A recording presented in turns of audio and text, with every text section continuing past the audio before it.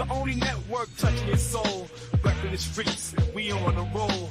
Forget the airwaves, crept in the studio, broadcasting live. That's how we do, yo. We the raw, uncut, no need to censor. Changing the game, remember to remember.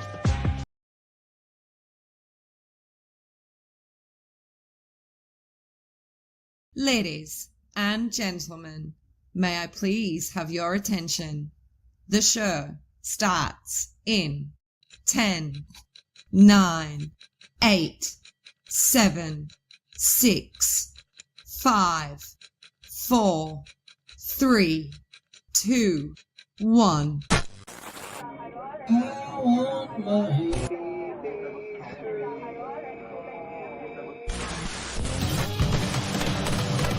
You are now live with BB3TV.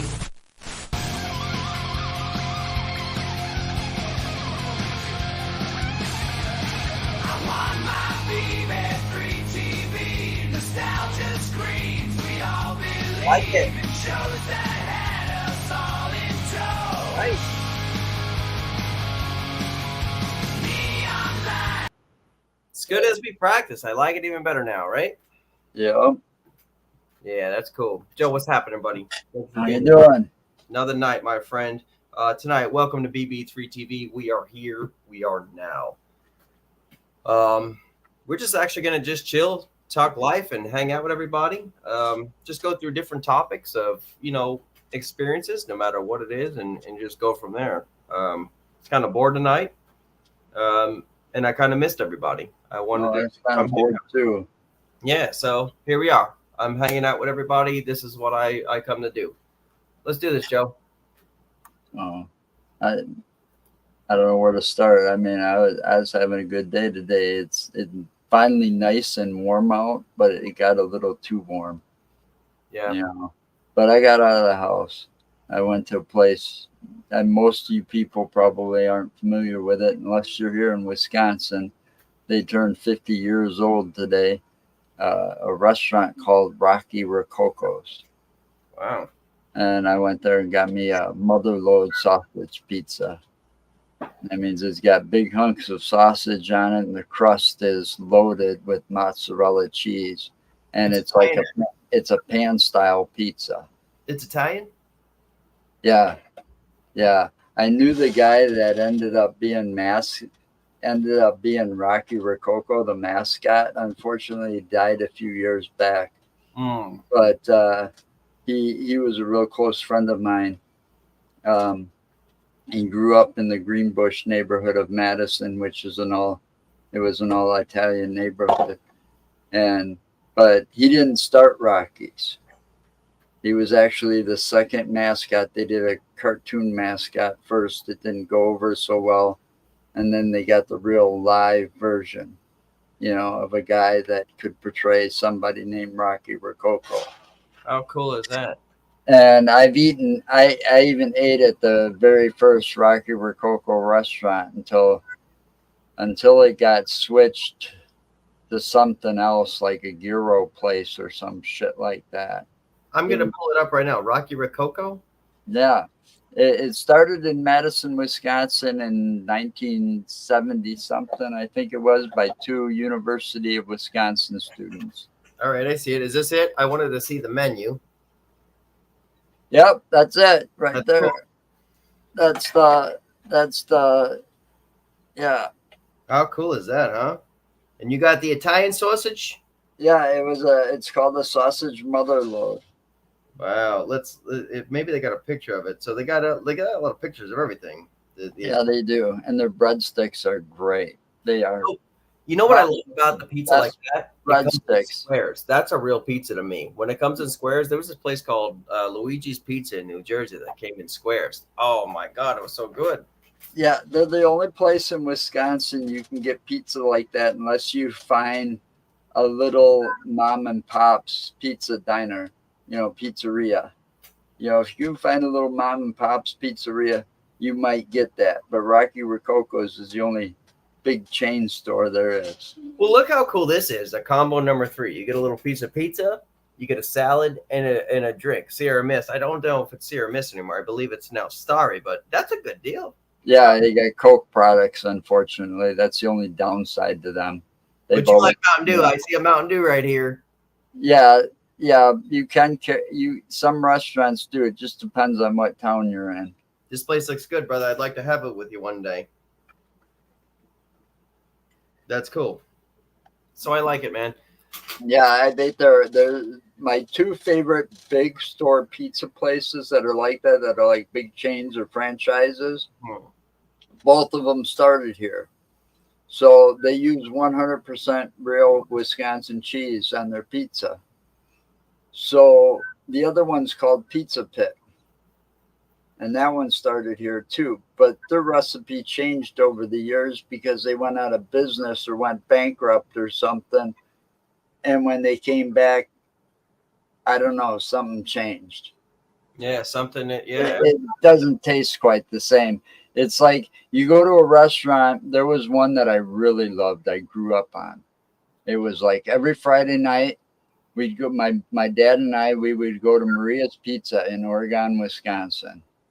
It was the only Maria's Pizza that we knew of. The guy was from Sicily. Mm-hmm. You could go in there and watch him toss the crust up in the air and everything. And then we'd eat our pizza and we'd take off and go down 138 towards Stoughton and go to the racetrack and watch the races every weekend. That was our Friday night thing. That's awesome. That's awesome.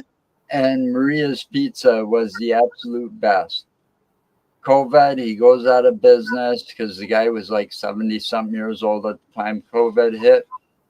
It says he's shutting the doors down, retiring, everything. And he opens it back up. And it was carry out only. So we went and ordered ahead, took the hour-and-a-half drive to go out there. And yeah, it doesn't taste the same anymore. Let's talk about food a little bit. Actually, I think it's a good subject because I want to talk about a couple things. Talk about movies. I want to talk about music. He sat there while COVID. He sat there and he decided to somehow mass produce his sauce. And so to do that and put it in the stores, you got to add like the preservatives and stuff to make it last, right? Yeah. And then that plus turning off the oven at the place because it was, really old school pizza oven, like the brick oven. Yeah. And cleaning that and turning it off and stuff. It's like, oh my God. It sure did change the whole taste in it because he's using that same stuff that he was selling to the stores. What do you remember, even from childhood? Like, let's talk about childhood and food. What do you remember most, like from what your mom cooked you, things like that? What dish? Oh, my mom wasn't a cook. My mom couldn't cook. My brother and I ended up teaching my mom, some of the stuff to cook. My dad was the cook. I wouldn't say my mom wasn't a cook either, but there was always a meal on the table. But like, there's some dishes that she really did good. She could do things like, throw in the TV dinner in the oven and stuff like that, but she couldn't like cook from scratch. It took her a while, and then she basically developed some slow cooker recipes. And the one that really stood out in my mind was this one that she, they used to make those cube steaks. And if you cooked them wrong, they were like tough as fucking leather. Yeah, that's true. Remember them? Yeah. So she found a way to cook those in a slow cooker, and they turned into, I'll tell you what, I don't know how she did it. They turned into the most savory and juicy and tender Salisbury steaks. Okay. My mom never made those, but I've been to houses, low income places, things like that. All my friends in the world, we didn't grow up with a lot of money. Oh, I grew up in low income housing all my life. So with those cube steaks, I mean, I've had great meals made out of them, like piled of vegetables. I mean, with my dead friends now that I remember sitting across the table from them, and we're eating cube steak and vegetables. And honestly, that was the best meal like I think about. Like, my mom cooks great as far as like the lasagnas and things like that. But I can't remember like if she had like a legendary dish. I remember my grandma would cook for hours and hours just to burn everything, or I guess like as I far was a latchkey child because my mom was a single parent of 2 boys with bottomless pits for stomachs. So she worked 2 jobs. Yeah. You know, so she had no time to cook. So we had to learn those little tricks like from Australia. Making pizza out of English muffins. Yeah. Oh, I love that. I learned that in You school. know, by using pizza quick sauce or something back in the day, and just hot dogs or whatever you could find around the house, sliced cheese. Robert, we're talking about food that you remember from growing up and things like that, like a memory dish, you know, things like that. Yeah, so like when it comes to food for me too, sitting at many plates, many tables growing up and throughout the travels I've done, I never dish food. I remember there was this teacher named Mr. Burgess. He was one of the high school or middle school teachers, maybe high school. I don't remember from there, but I remember his name. He goes, "You never diss anybody for the plate that they serve you. You know, say it's something that you don't like, things like that, but maybe that's all they got. You never diss anything." So from that, I food differently and taste. I'm sorry, I was raised a little different. Well, I ended up an extremely picky eater. Yeah. Okay, but here's the thing, I don't know if I should go too much into this. Hi, Darren. Whatever you want. Rated R. Come on. Back when I was a kid, food and sex, Darren Bus. Welcome to the new BB3. Yeah, how you doing, Darren? What's happening? I lived with I did something my brother didn't do. When I was 12 years old, I left and went and lived with my dad. And he was married to somebody that wasn't much older than me. She was like barely 21 and I'm 12. So you're talking 8, maybe 10 years at the most. Okay. If you wanted, and he was trying to be my mother. She grew up on a farm where I grew up in this city. My mom pretty much made the food that my brother and I liked. You know, she made what we liked because she knew we would clean the plates and want more. There'd be no leftovers. So there was no waste that way. But this woman's like, you know, you got to try this. How do you know if you don't like it? If you haven't tried it yet, you know, that thing. And you know, by this time I'm 12 years old. I've tried just about everything. I've gone through middle school where they did this international thing where you're either going to get an A or you're going to get an F. You got to try everything that they bring out. And it was from all different countries. You had octopus, sharks, seaweed, you know, all this different shit that was maybe considered delicacies in other countries. Mm-hmm. And she's like, she did the thing where it's like she put like spinach on the dinner and I wouldn't eat spinach. I'd eat everything else, but not spinach. Wow. And she'd end up serving me that spinach cold for breakfast. Then I'd have to eat it for after, you know, for my dinner. So my dad would end up slipping money under my door because he couldn't come in my room because of the dog. The dog was always protecting me. But he'd slip money under my door so I could fill up at school so it wouldn't bother me so much because she was such an evil bitch. I shouldn't say that too much because I don't want to make my younger half brother, you know, have a bad thing towards his mother.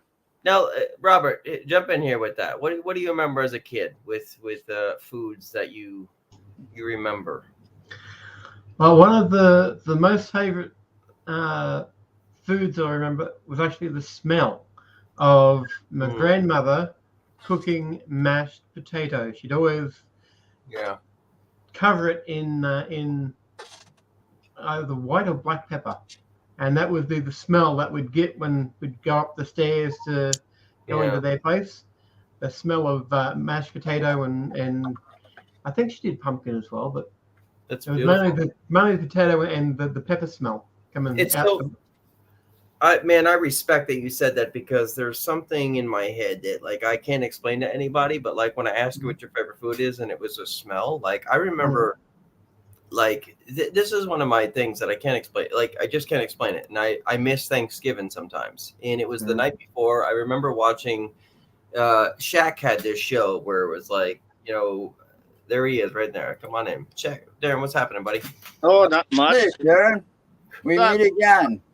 Absolutely. That's like 3 nights in a row. Are you stalking me or something? No, I think you're stalking me. Oh, maybe. We're playing BB3 tag. No, I'm just outside watching the storm. How cool. Show us. You got storms up there? Yeah, we got storms. Let's see if I can find a cam. Maybe. Nope, I just shut myself off. I don't know how to do it on here right now. You can turn your phone around. There you go. Yeah, that works. Oh, yeah. I saw some lightning there. All right, so check it out. This is a storm in real life. You're going to live. In real time. I wish that was here right now. I'd be enjoying that. In real time. Look how we got people at the schoolhouse right now. Hey, can you walk us up those steps? Those? Yeah. That's the courthouse. Are you allowed? Come on, get arrested for BB3. Do something crazy. What's that? Get arrested for BB3. Do something crazy. Come on. No.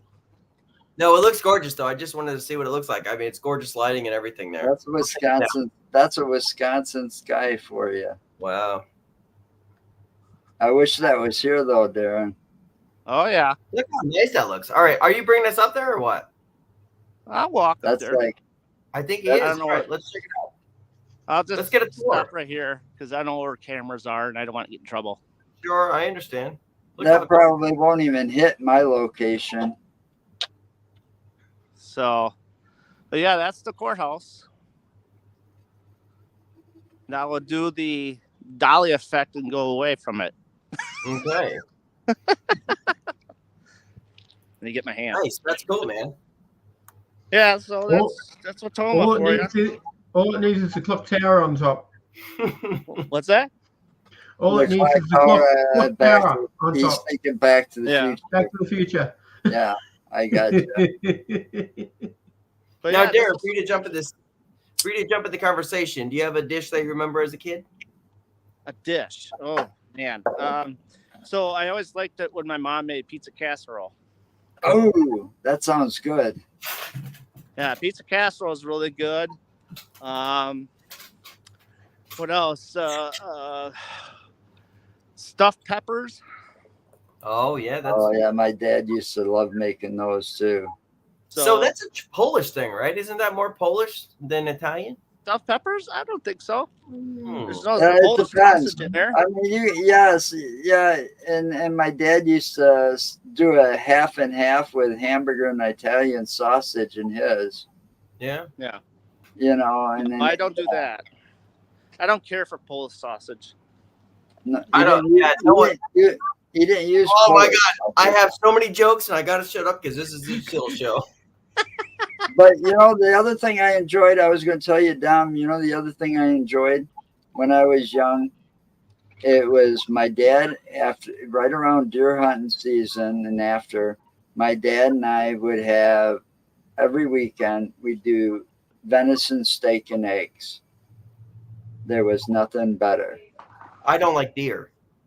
Oh, I love deer. I love venison, and I haven't had it. Venison's good for you.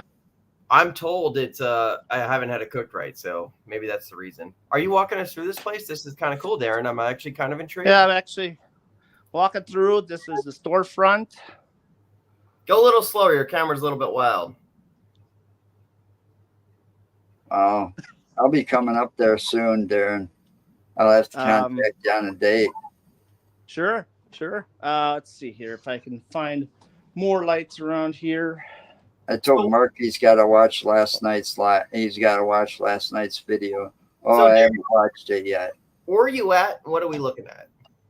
So we are at the Washoe County Historical Museum in Wautoma, Wisconsin. This is the dining room area / piano room area. And then we got our crazy ass mannequins over here. But why did I see a mannequin? if you want to get up and personal. There you go. There's up and personal. But Yeah, you don't like here- those mannequins, do you? no, I hate them. I'd punt them if I could. Yeah, I don't blame you either. So- When I worked security, I worked at a place and they had one of them fucking things standing there dressed with a uniform on and shit, and it scared the fucking piss out of me. So that's a my hair life's cloak. going. The mannequin's going to be my wife. So that's a hair cloak. So back in the day, they used to take the hairs of people that passed away, and they would use them as keepsakes. Mm-hmm. Wow. So, but That again, was Oregon, That was a popular thing. yeah, it was. It was. If you go to a place called Granger House in Cedar Rapids, Iowa, I heard about that place. That's an awesome place. So That's one I have heard of. we are going upstairs. Where the magic. But I've heard about just about every place in Wisconsin. And this place has been on my list for a long time. And then this one here is, oop, sorry for the darkness here. I gotta find the light switches. This here is a room where we have a Native American spirit up here. He's about 7 feet tall. Yeah. And Holy he likes to be a trickster. 7 feet tall, huh? Yeah, Wow. he's a trickster. That's intimidating. So, and if you go through here, this is kind of like a portal area. Yeah. And then what they say anyway. I'm not very big on portals, but this is the schoolhouse area. I actually enjoy this topic of portals. I think. Yep. Oh, Yeah. look at that. Wow. Talk Here's- about going back in time. Mm. Robert, They're on a mannequin. But this is what they say is a portal right here between this room and this room right here in the closet. I kind of believe it. Robert was saying That's something. like an in between. No. It's Say up it. in the top corner where you're facing before you turned around to the uniforms. So Over here? to the left. No, That's not, right. Not in between. Were you Other on way. the schoolhouse or Other the way. bedroom? In the schoolhouse where, up in the, not that corner, but the other corner across the room. No, other way. Oh, come on. Jesus Christ. There you go. That The one? corner next to the window. Yeah, up where those pictures and that's where the portal is. That's where I'm picking it up from. Okay. Wow. Feel it. Yeah, near the butterflies Wow. in that area. Dustin, Darren, put your. I almost called you Dustin. Sorry about that. I was just on the phone with Dustin. Can you put your hand there and see if you feel anything? I don't really feel anything per se.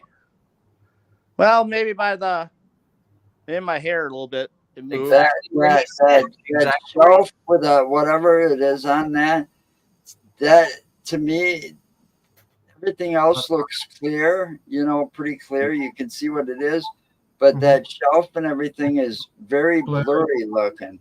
That one? Just that shelf with the pictures and stuff on it. It's very blurry looking. I see it now. Yeah, they're right. Yeah. Could be.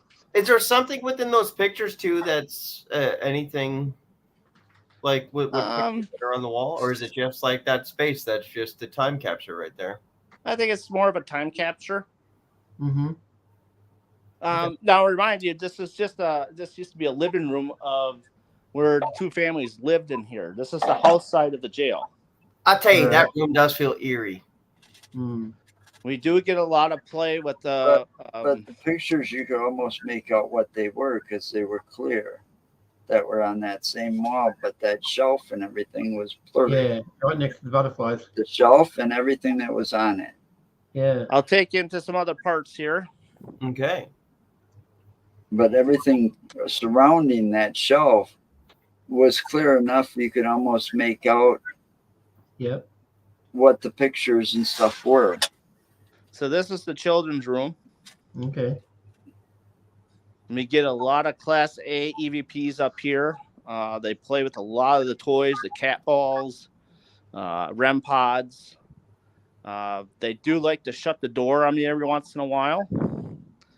So, kind of what happens.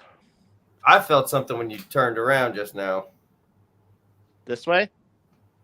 Yeah, when you turn there, yeah. Robert's got it on point too. Yep. So, but yeah, we get a lot of stuff here. I mean, I've had a headache today. Uh-huh. I'll start shutting some lights off here. That way we're not burning electricity. Yeah. Because I got a team. And we got these things right here.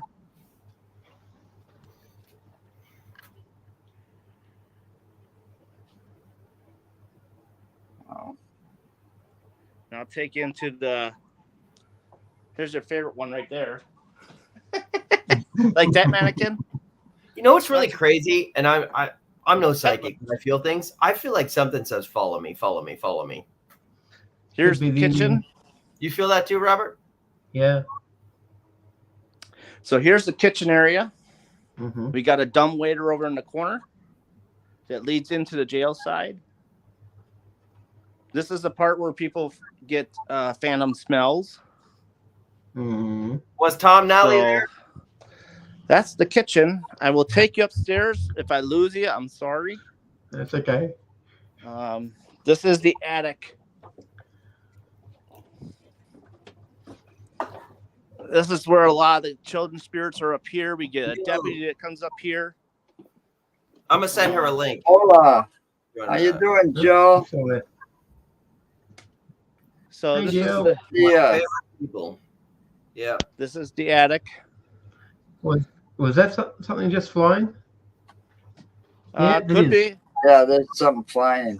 Bats or Yeah, something. it's quick, whatever it Yeah, is. we got a bug up here. It just hit me in the face. It's cool up here, though. I can feel how cool it is at certain spots. I can see a lot better than I used to after my surgery. Well, that's good. I used to We have bats up here every once in a while, too. cataracts real bad, and I couldn't see for shit. Yeah. But this is the attic. We get a lot of good stuff up here every once in a while. We got toys on the floor here for the kids to play. Oh, fuck. Simon says. Fuck me. Thanks. Shit, time to go. There's a bat up here. I just hear it. That's what I said. Yeah, that's the bat. You're scared of a bat? There might be a ghost. Time to go. Might be a ghost telling the bat where to go. You afraid of bad staring? Dracula. I don't want anywhere near to do with the bat right now. I don't want to be like Dwight Schrute where somebody puts a bag over my head. You know, I worked at Rayovac in Madison, the plant, the packaging plant. It was like built in 1848. A lot of it was like all open. So it was all open. So you had building. So you could go to from building to building. Well, in the alleyway, there was a real narrow alleyway. I had to walk down that alleyway every night, eight different times a night. Right. You know, because once for every hour of my shift, because when I worked security there, I had to do it. There were hundreds of bats, if not thousands, on the brick walls on the outsides of both of those buildings down that alleyway. Crazy. And I had to walk down there because I had to get to the key that was right in the middle of that alleyway to put it in and turn it on the clock. I'm just looking for something here real quick. I kind of want to test something real quick if you have a few moments. I found out the only way to keep those fuckers from bothering you I was walking down with a good old mag light, good mag light flashlight, like this motherfucker right here, right? And I shined that down that alleyway, and those things stayed on the wall. I thought they would have taken off. Darren, can you do something for me? This They're is nocturnal. They hate the light. This is a military room. Stay on the walls. they stop flying around. If they're flying around that alleyway, you flash a flashlight there, and they just What you need, Dom? work every time. Well, I was wondering if you have an extra recording device on you. If you could go put it in that room that we both, everybody felt a small portable. Just put it there for 2 minutes and see if anything's recorded and play it back here. That probably not gonna get done in I 2 didn't minutes. bring my digital voice recorder tonight. What the hell good are you?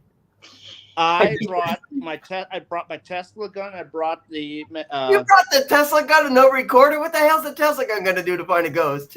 Exactly. Yeah, I want one of those. I really do. I don't know. I'm testing it out later on on TikTok Live, a small town paranormal.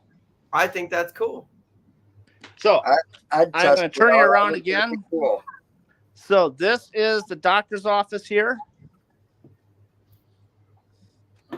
Now we got mean doctors in here. We got a dentist and a doctor. The dentist is actually ran out of town. I punched a dentist once. Then I was. Here's one of my things I use. Cover going back. I use those. I love that thing. Mm. I use that for see if spirits can move that. Then And then down here, this is a real Native American skull. Oh, Mhm. shit. It That's is. bad juju. It is. Now, how a is that fe- okay? That's That a is bad Belongs to Ernie female. upstairs. We believe it's Yeah. a female, but it's Robert, in a cabinet with it shut. It's bad juju. Yeah, that's So- no good, man. That's no good right there. That should be on an Indian burial ground or whatever properly. Yeah. A lot of Yeah, the people hold on to it for. I gotta be honest. That's like a deer's head on display, and I Well, don't think that's like I was telling you last night, Darren, about Astalon State Park and that Yep. Princess burial mound and what they did to it. Right. That's the only one we have here, though. That's some bad juju, man. Yeah, that's no This good, right man. here is a casket maker. Have you seen Poltergeist? Yes. I A hate it. casket maker? Yeah, it's a Mm. casket maker. Wow. Didn't know there was This such way. a thing. And here we're in the what they call the holding area dunk tank room. Dunk tank room. Yeah, where they used to hold the drunks. Oh, drunk tank room. Drunk tank. I heard his Well, dunk now tank. there's the phantom smell. I promised you. Wow. I really That's got to Sean get up there. Manson. I really got to get up there and check that place out. It's not far from me. So You that's know what what this I'm room talking is. I will take you now Casket maker again, to. real quick. The casket maker. I didn't really get a good view of that, and I don't understand it. This guy Darren's not too far from me. So here's the casket I'm maker. taking a trip that way soon. I don't get it. Definitely got to check this place out. I don't get it either, Dom. So don't do Definitely that. going to be worth it, man, just for the history. Oh yeah. So I mean, we'll I make believe- our way into the jail cell area now. This is all the stuff I got over here. Can we lock the gate with somebody inside? Later on, I'll do that. Cool. We can do that, though. If I bring Mark there, we can throw him in the cell and Yep. I want to see Well- Nick lay in there just to laugh all night. So basically, right here, this guy right here, he hung himself in this cell. oh, wow. And we have it on SLS where it show someone being hung. Oh, wow. So we did get that. I And then this is the 4H room. I'm definitely going to have to come check this Darren, out. can you share that on BB3 tomorrow of somebody hanging? Well, that I can't because it's on an SLS. You didn't record it? You didn't take a picture? That's my friends. They had it on there. Jeez, So- Christ. So this here is I'm a saying, you trigger guys make object good room footage and you can't prove with it. an infamous serial killer that I cannot get the name out to. But this is also his mother. She's very wicked with girls. Oh, I and- know who you're talking about. Yep. I just can't mention it. I can. And then this is his house and the two places where he committed murders. Yeah, his house got burned down, though. Yep. We know who by who, though. Ed Gein. Townspeople. Yep. And then this is the shotguns in here. They're his. And then right here is a knife that he used for on his victims. That's I'll the do it knife. once Give me the more. knife again. Can you see it? No, I just see like Facebook.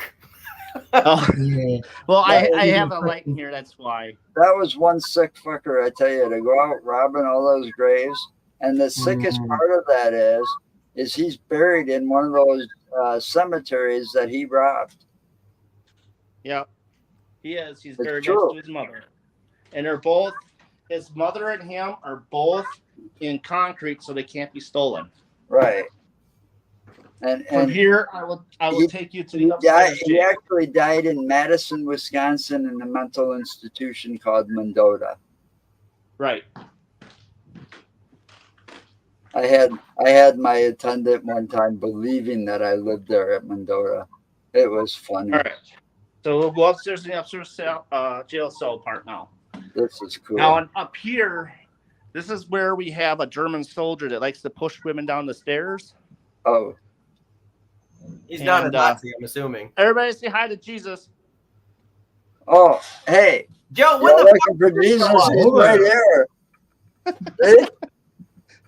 Right here. So in this section, this is the activity room that the inmates would go into and make things.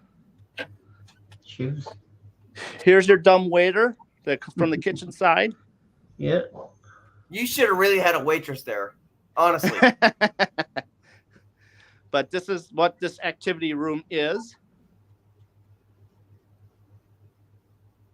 I will take you to the other parts. I don't honestly like that one room is the only one I felt anything in.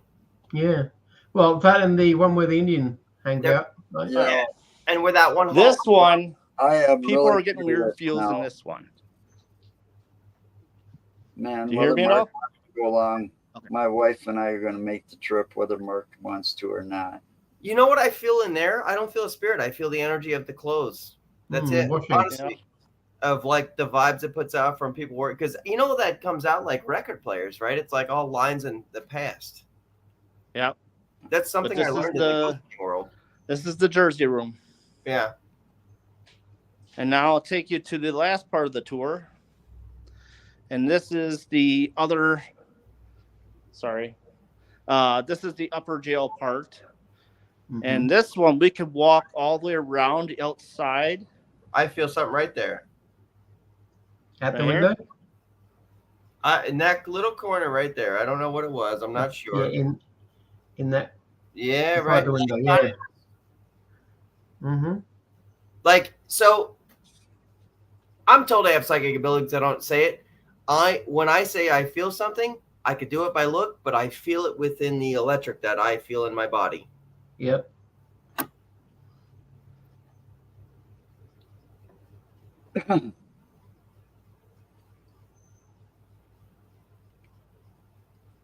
Spooky, You're bouncing out, dude. but nothing crazy. It's just spooky. Mm. So this is the back part of it. Mm-hmm. And we put gear on every side of this jail cell part. And we've had issues where all the gear would go off continuously for 3 solid hours. Wow.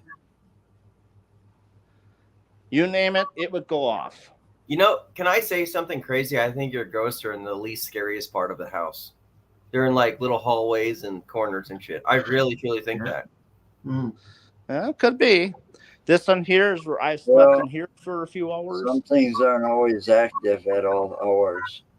But this part of the building is where it's mostly active, though. That's true. Why? Just because of the nature of it. The house has its own entities. Mm-hmm.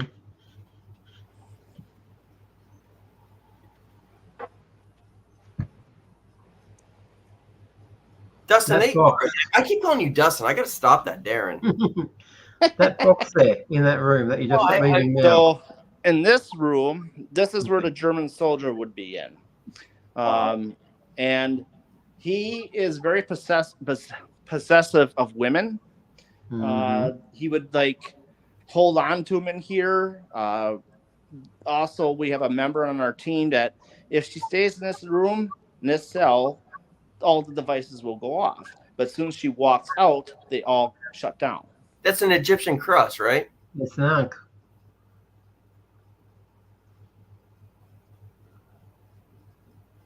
Yeah. But I also have trigger objects right here. I have a German beer, and then I have a cigar.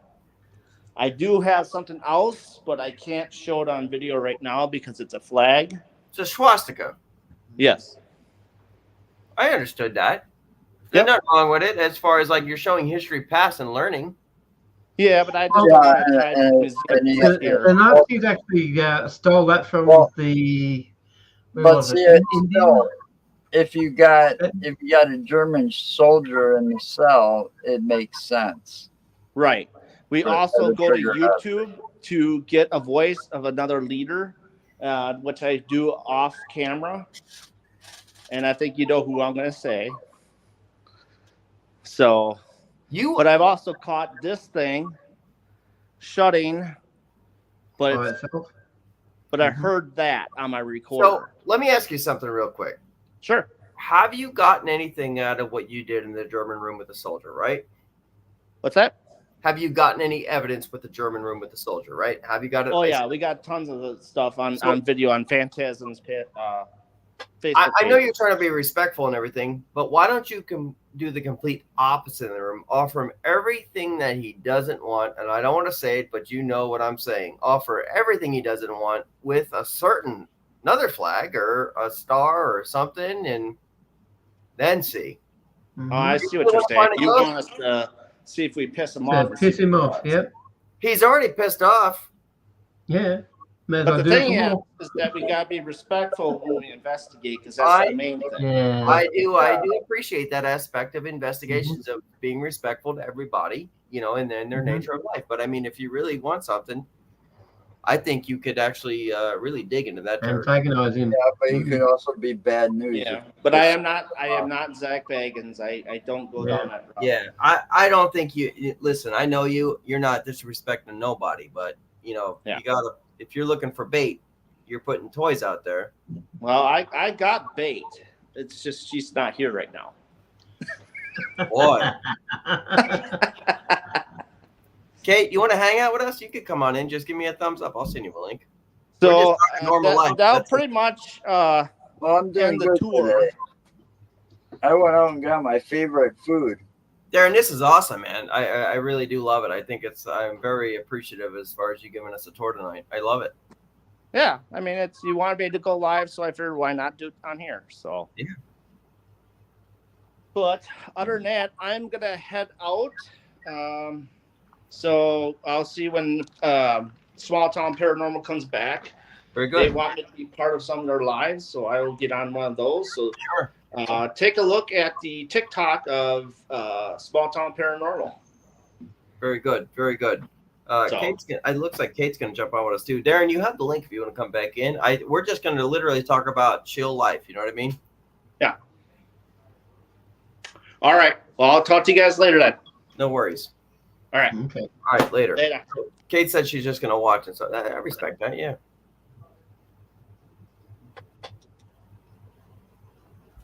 He's a lingering ghost. That'll definitely be worth the trip, I think. Just gonna pull him down. Yeah. No, I think that's cool, man. I respect that little tour that we just got. This is that's gonna be worth the trip for me to go there now.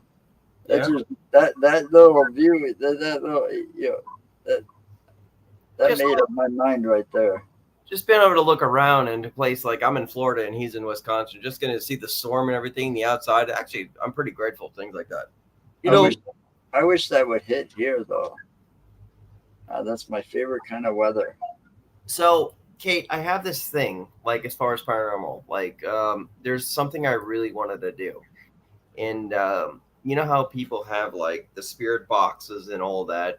I actually wanted to do opera in a house and let the opera vibrations go through. And I believe opera. You can't sing. You said that earlier. I'm not going to sing. I found some lady years ago that I think you have more weight to sing because you'd really have to put out some air in there. Listen, if the ghost don't like your tits taste like sangria, then we got a problem. But no, I think opera would be a good key to paranormal investigation. I think music. I'm sorry. I think I'm just having fun. No, I think it's awesome. But I think music is a big key to paranormal. I think throw away your toys and literally just record and have somebody sing and let them react. Honestly. Yeah, see, I always say you can take away my cable TV and movies and all that shit, but you can't take away my music. I And that's gotta what have she said. music. She says, "I wonder if speaking German helps with interaction It with." might, Yeah, I don't think not everybody speaks English. if like the German soldier, it might be the only thing he understands. He might not understand English. There are ongoing studies into well, that's what I mean. Exactly right. Vibration communication. Actually, with vibration communication, I believe that somebody I think it was actually the monks or somewhere in Tibet or some shit. Maybe I'm wrong. Chanting. Actually make float with the vibration, right? Mm. Yeah, that one that they make with their throat. That that sort of thing. And I believe the drumming, right? With the drumming Yeah. was the reason why somebody was able to sit in meditation and float because the vibrations actually were so heavy that they Mixing them floated. up. So constant and pure. I do believe that. Well, I've always wondered about how somebody does the things he does. I'd like to see the guy live once so I could figure it out. His name, what was it? It was the freak. Well, if Chris, you ask me that question, I got a lot. Chris something. He's a freak. Oh yeah. The magician with Right. The good guy. But he sits there and he has the ability to float somehow, and I'd like to know how he does it. It's either got to be off camera, but when he does it just out of the blue in front of a crowd, I would love to be in that crowd one time.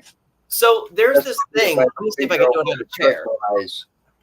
I can't really do it on a chair, but there's this thing. If you point your foot, let me see if I can point it down. We're just chilling. I got the studio down a little bit, but if you point it down a little bit, shit, that's where the computer's going right through the fucking. I know what that is.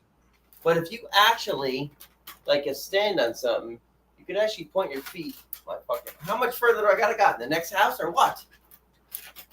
Like you can point your feet in a way that you looks like you're floating if you just do it. See that look? Yeah, well, there's something. I got that. I know what that's called around your neck too. What, the Italian thing? It's an Italian horn pendant. Yeah. I've Italiano. That's why I like your thing with the pizza in the beginning. You know what I mean? I start talking Luigi over here. Huh? I've got one of those somewheres. Yeah. So magic is awesome, man. I think magic is very, it's powerful. I think actually, you can make good movies. You can actually have stage. I mean, I think the most of life actually is magic, really, when it comes down to it. Like, everything. If you think about day-to-day life, drive up and down the road, go to grocery stores, things like that, we have to create magic to be amused with things, right? Good dishes, I think everything really, truly is magic. Well, it could be. Yeah. I mean, I don't know. I was just fascinated by it all my life. Yeah. Watching the things about Houdini and his escapes and, what about David Copperfield? Yeah, I liked him too. I didn't like the two guys with the tigers though so much. Neither did the tiger. Yeah. No well, shit. The tiger liked one of them. Yeah, that's true. Right? Vegas acts, man. So yeah, we're gonna have him for dinner. Like, I think everything's magic, but like, I don't think I would ever go to a magic show. I mean, I think it's kind of cool, but I know it's like all an act. I love, God, what do I love and things like that. I just watched them when they were like on TV for free, and you got this thing on cable TV. It was a big deal because, they made it go across, the commercial goes across all the other major networks so nobody'd miss it, I think I didn't like magic after a while because, like, after I found out how to do it, I figured out everything was bullshit. So that's really the thing that just kills it. I've developed a device that goes on your arm before getting a shot. It vibrates and cools, which sends messages to your brain to calm down, so you have 0% when getting a shot, especially if you're good. Oh, shots don't bother me. Are you fucking with me right now? I'm not sure if you're just. Do I have to read that 3 more times? No, I got it, but you know what? Shots never bothered me. How cool is that? You got to be kidding me! You're going to be like a billionaire in like a next 3 or 4 days. But I've had a high tolerance to pain, anyways. I can't take shots. I've had my shots, but like when I give blood, I actually passed out in the chair, and there's a really cool picture that I can't show you. I have no problem. My ID's on there. Mm-hmm. I have problems with the idiots that can't hit my veins. Well, look, I don't know how well you can see this, but you can see my veins in my arm pretty easily. Well, I'm a phlebotomist and I'm a technician too, but like it's not easy, and there's a lot on the line, and like your energy of attitude going towards me to like know to put a needle, like you got to feel everything, like. And I got to hear all of your bullshit by you telling me I can't find a vein first. You know what I mean? And then I got to find the vein to prove you wrong. And then if I can't find a vein, you prove me right. But you've already put a lot of nerves in me not to find your vein. And I don't want to work with you. Truly. Mm-hmm. Mm-hmm. You know? I'm there to help you. Because I don't want to fucking see your face anyway. Like as a football. I don't give a shit. You're here because you're sick. And I have to do a job to fix you. Mm-hmm.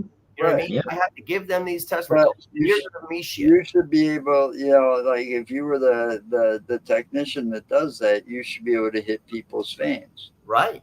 accurately. I can 100% do that. I mean, I have no problem until they end up leaving a black and blue mark on my arm. You're going to get black and blue. You know what? I mean, you know what the nastiest result Because is? they couldn't hit it. It's like, oh, we got to try 3 times. And it's like, come on. I legit got to stab you. To find this blood. And if you know how embarrassing it is to take a needle and say, I didn't get no blood because your vein literally stopped bleeding and I got to do it again. You know how much that sucks? Also, the And veins. I'm allowed 2. I'm allowed Mhm. only 2 shots. Mm-hmm. Before I got to call somebody else to do another job that may not do it again. Yep. You know, if people just relaxed and chilled and things like that and realize, hey, we got to give this blood, probably an easier situation for both of us, you know? Well, yeah. I'm not there to hang out because It should be, because usually I just sit there and they're like, they're talking like normal, and it's like, yeah, okay, I because have no problem because I don't even flinch when they stick me. But think about this. If you're yelling at me in one room, that means I got to go to the next room to not understand what the fuck I'm about to get into. You know what I mean? Mm-hmm. To understand if I'm going to get yelled at or whatnot. And I'm just there to fucking give the dynamics of your sickness to the doctor who's ordering all these tests. I don't want to stick you 3-4 times a day. At lunchtime, I've stuck somebody maybe 10 times. And that's because the doctor, who doesn't have to stick you, has ordered more tests for you. Mm-hmm. Well, that's how it happens. You know, I mean, I think that's the way to go. Like, I've had people like, I have had a very good work partner too. Like, we go in rooms in the morning. We have to go in there at 3 a.m. That's where your blood has to be, say, if you're on heparin, when your blood's not clotting, and we have to test you, and they're cursing at us. Okay. Yeah. But you know what? We'll say to you, not today, then. We're going to leave. You don't want it? Okay. You're here because you came here because you were sick. Do you want to get out of this motherfucker? Right? I want you to get out of here. I want you to be okay. You know? But you're yelling at me right now for doing what I need to do and get you out of here. You must have it pretty bad, have them yell at you quite a bit, huh? Well, we have this place where everybody comes to retire. So we have all different aspects of life. Oh, so you got all the old bastards. Pissed off and shit like that. And you know what? You get to a point you don't ask them anything no more. You tie that fucking thing on them. You take the blood and you put it in. You know? Mm-hmm. And then they give you options where it's like, they're going to probably tell you no, but we need their blood, and they're confused. So now you're going to get somebody's will, and then you got like something else to deal with because, like, if they say no over and over again, I'm not going to take your blood because I don't want to lose my job, and I don't want to get in trouble for some shit I don't want to do. But I've been in situations where I had to do some shit that I didn't want to do. You know what I mean? Mm-hmm. Jill, what's happening? She's here. She'll be here. I lived in a hospital for 2.5 years. So Maybe. most of those nurses and stuff that tended to me, they all had pretty much good bedside manners. Yeah. And when you're working with like cancer patients, there's a whole different scenario there. And I found it myself firing one nurse while I was there because she brought her shit. She couldn't leave her shit outside. Sure. Workplace. You're entitled to that, man. And I agree with it. But after it was all over with, because those nurses, I had 2 primaries. Here's how it went. It's kind of funny. I had the one that was like the mother. She would pamper you and, blah, blah, blah, and be real nice. And then these were my 2 primary nurses. And then the other primaries nurse was like a drill sergeant kicking my ass to get the exercise room so that when it's all over, I'm going to be able to walk again. Yeah. Type thing. And it's just what I needed. So after it was all over, all those nurses on that floor got a big, huge bouquet of like, I don't know what it was, like 6 dozen roses, I think it was, to that floor. Jill, welcome to the show. We're in Jill's kitchen. You gonna cook us something good? Noodles, white sauce, meatballs. Well, share your meal with us. Let's see what you're making. Come on, man. It's just noodles. I love it. Thank you for being here. We're just talking life and true. That's it. I mean, just true life and just going through things. We talked about what we remember from our past of cooking and eating and things like that. You're cooking and eating. What a coincidence. Yep. Dinner time. And now we're talking about hospital experiences. Yep. Hospital experience. Yep. What happened there?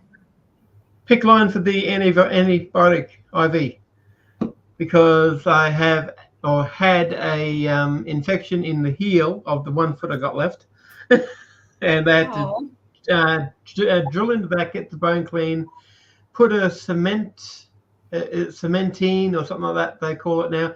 It's an antibiotic cement derivative that sticks to the bone and turns into bone after a while. So that's still going on in the ankle. And I was there in the hospital from the 26th of April till the 3rd of May. And I was getting pumped full of this stuff each day, a couple of times a day. Piptas. Yeah. Piperacillin. Yeah. Torobactam. Bactam, yeah. Yeah, something to try and kill the bug off. And then on Tuesday last week, I went in for 9 hours to different areas of the hospital. Managed to get this cut off, the cancer, skin cancer, BCC type of cancer it is.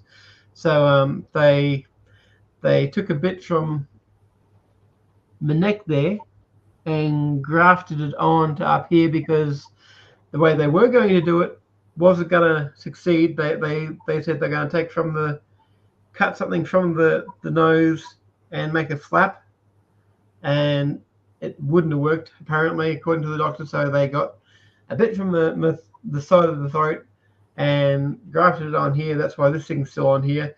They actually sewed it in. So yeah, wait until Tuesday to get that taken off. Get out of here. That'll be good. See? Take it off. Yeah. I know. It's itchy. Yeah.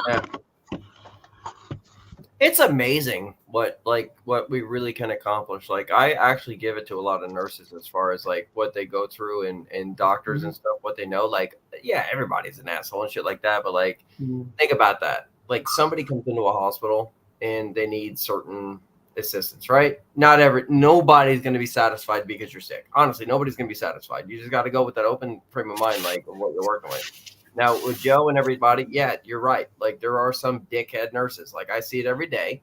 As far as people on their phones, and I see call lights on, and I hear people scream for help. Yeah, you can't avoid, the person screaming for help who really is confused. But like your first action should be to make sure that they're not on the floor, right?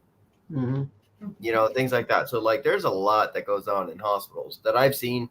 I come from movie world and I work in a hospital because of COVID-19. I've seen so much, and I've seen so much where I know what, if I was sick, what I would avoid and understand, because not every nurse is bad. Not every nurse is good.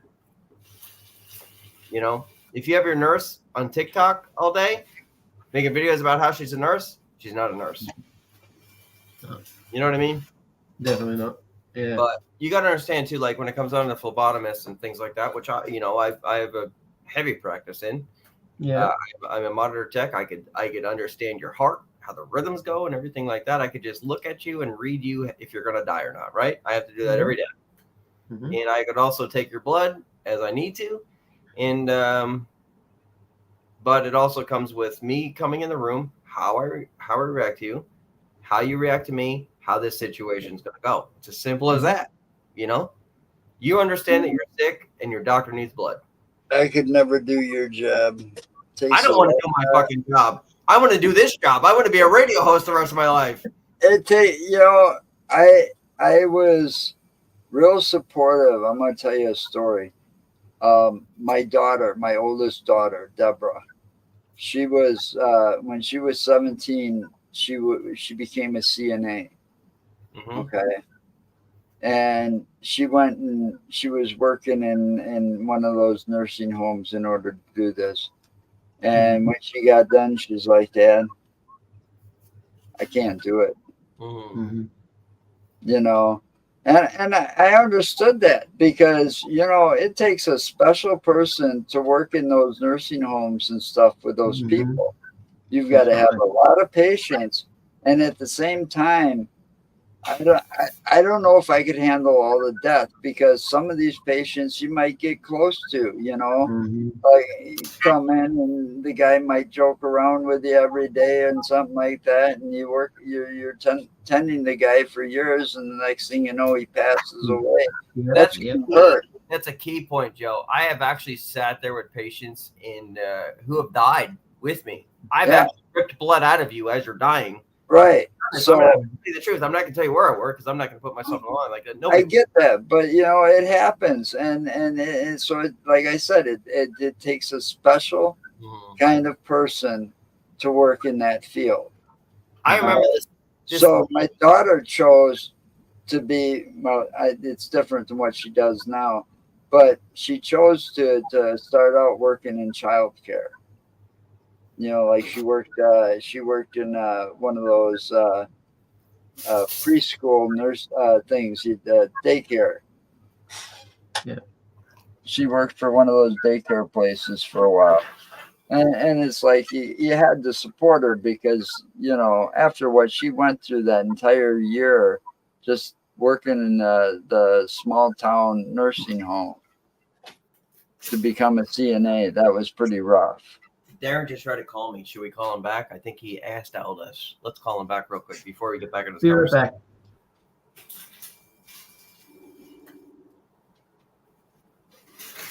Darren Boss. He didn't answer. It means he asked out. No, I think that's I'm going to remove Robert for a moment so we don't see his room. And oh, sorry, did that wrong. And we're just going to chill right now. But yeah, I think the hospital life is kind of crazy, man. Like, I don't want to see what I see. And I also didn't. You look at humans different too. You know what I mean? You look at human beings different. The way you're treated when you're literally trying to help somebody. Well, I'm sure. I mean, I had a good experience. It's just there was this one young person that was. She wasn't my primary. She was just a nurse, and she came in with an attitude and stuff right away. because she couldn't leave her personal crap at the hospital door. He said, "Sorry, didn't mean to do that." No, I get it. No, well, you got to leave your personal life aside, and that's actually Well, what that's you said a just good it. point.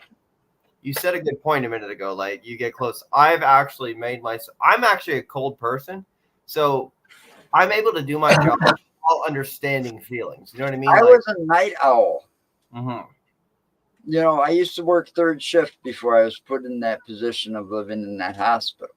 Right. So I didn't change my hours. You know, What'd you do there? I worked third shift for many years. I was security.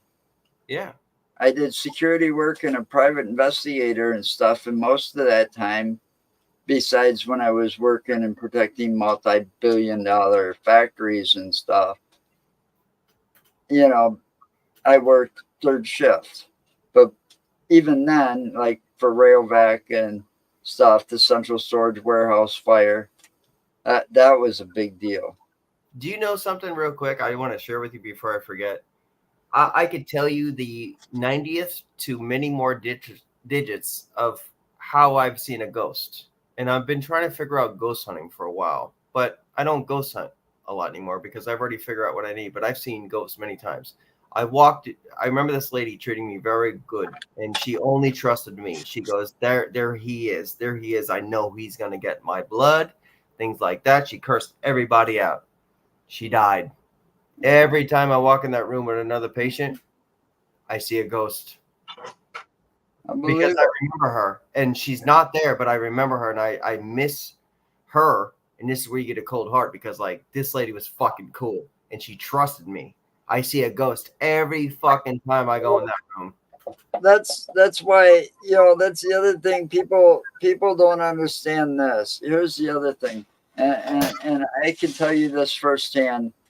Because one, I've talked to, I've got many people in law enforcement that are really good friends of mine and have been for years. Okay. And after a while, they tell you one of my professors told me when I was taking police science back in the day, he was a retired police officer. And he said, after a while, it gets a little, I can't remember the word he used, but he did say when you went out on patrol in your car, it was like asshole patrol. Mm-hmm. Because everybody did the same thing all the time. And it's like, he got real, it just got annoying after a while because you pull somebody over, you get up there, and the first thing the person usually asks is, what did I do? You know, and sometimes they ask that in a snobby way and stuff, but it gets, I suppose after a while it gets to you, and you develop a thick skin for some of these assholes that you pull over. You know, they know what they did. Half the time they're drunk and driving. They know what they did.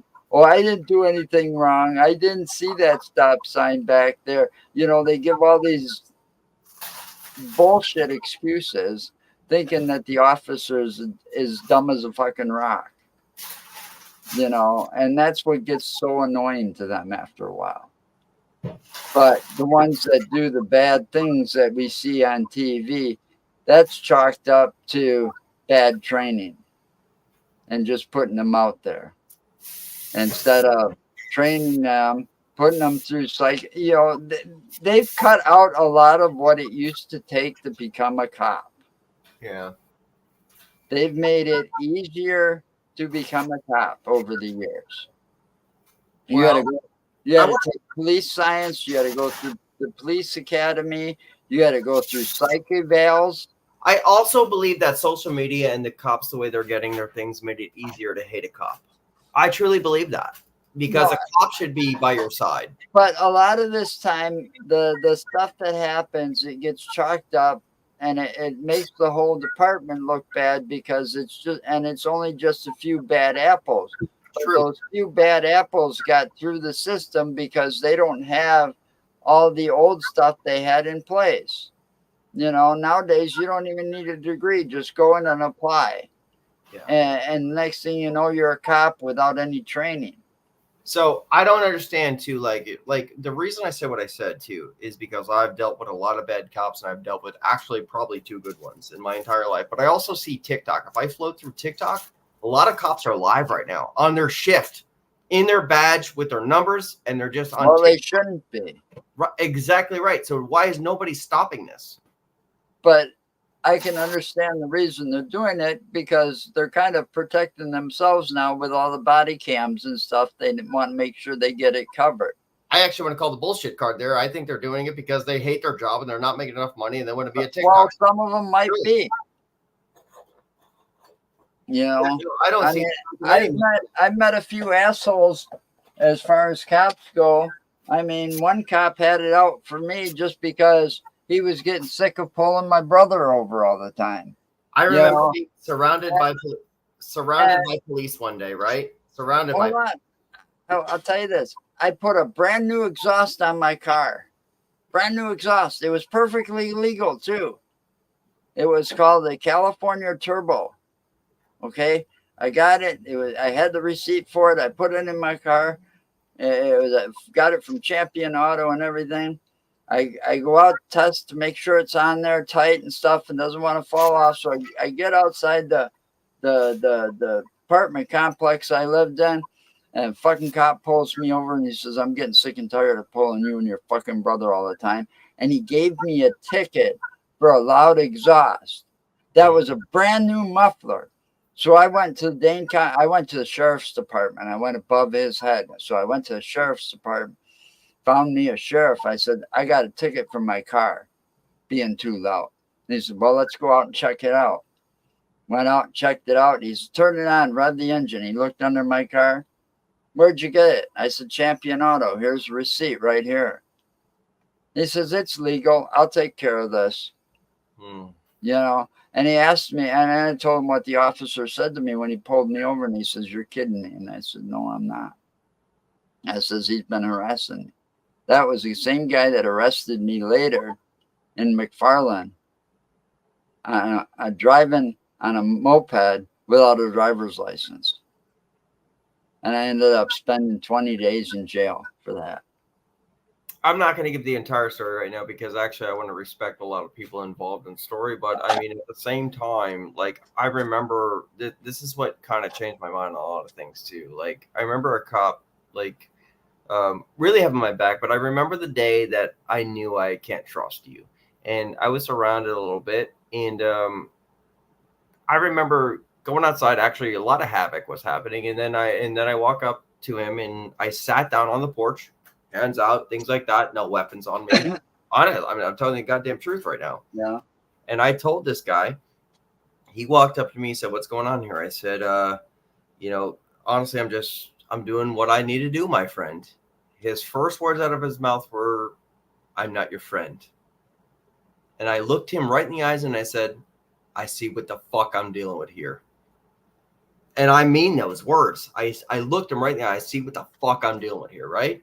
Yeah. Still sat down, and luckily the person next to me had a husband as a cop, and then told him I wasn't doing anything wrong. And she nudges me a little bit and says, "Just shut up right now. This guy's not your friend. He's going to do everything he can to fuck you."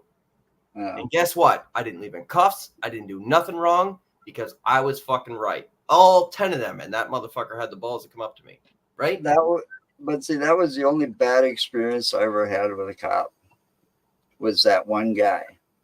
I mean, all the other cops, most of them I knew. When I lived in Madison, which is the capital of Wisconsin.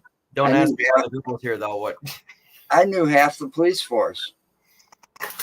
You know, because I went to school with them or worked with them on a professional level at one time or another. You know, and I'll tell you, I'll never forget the time I lived in low income. You know, we were talking about this earlier, Dom, or somebody, about low income housing. I lived out in this low income housing, and this was just before me and my wife moved here.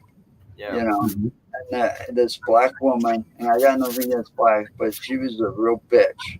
You know, she used to, I called the cops on her because 3 o'clock in the morning, I shit you not, she locked her 3-year-old out in the hallway just so she could do coke and have sex with some random guy. Jesus, do you blame her?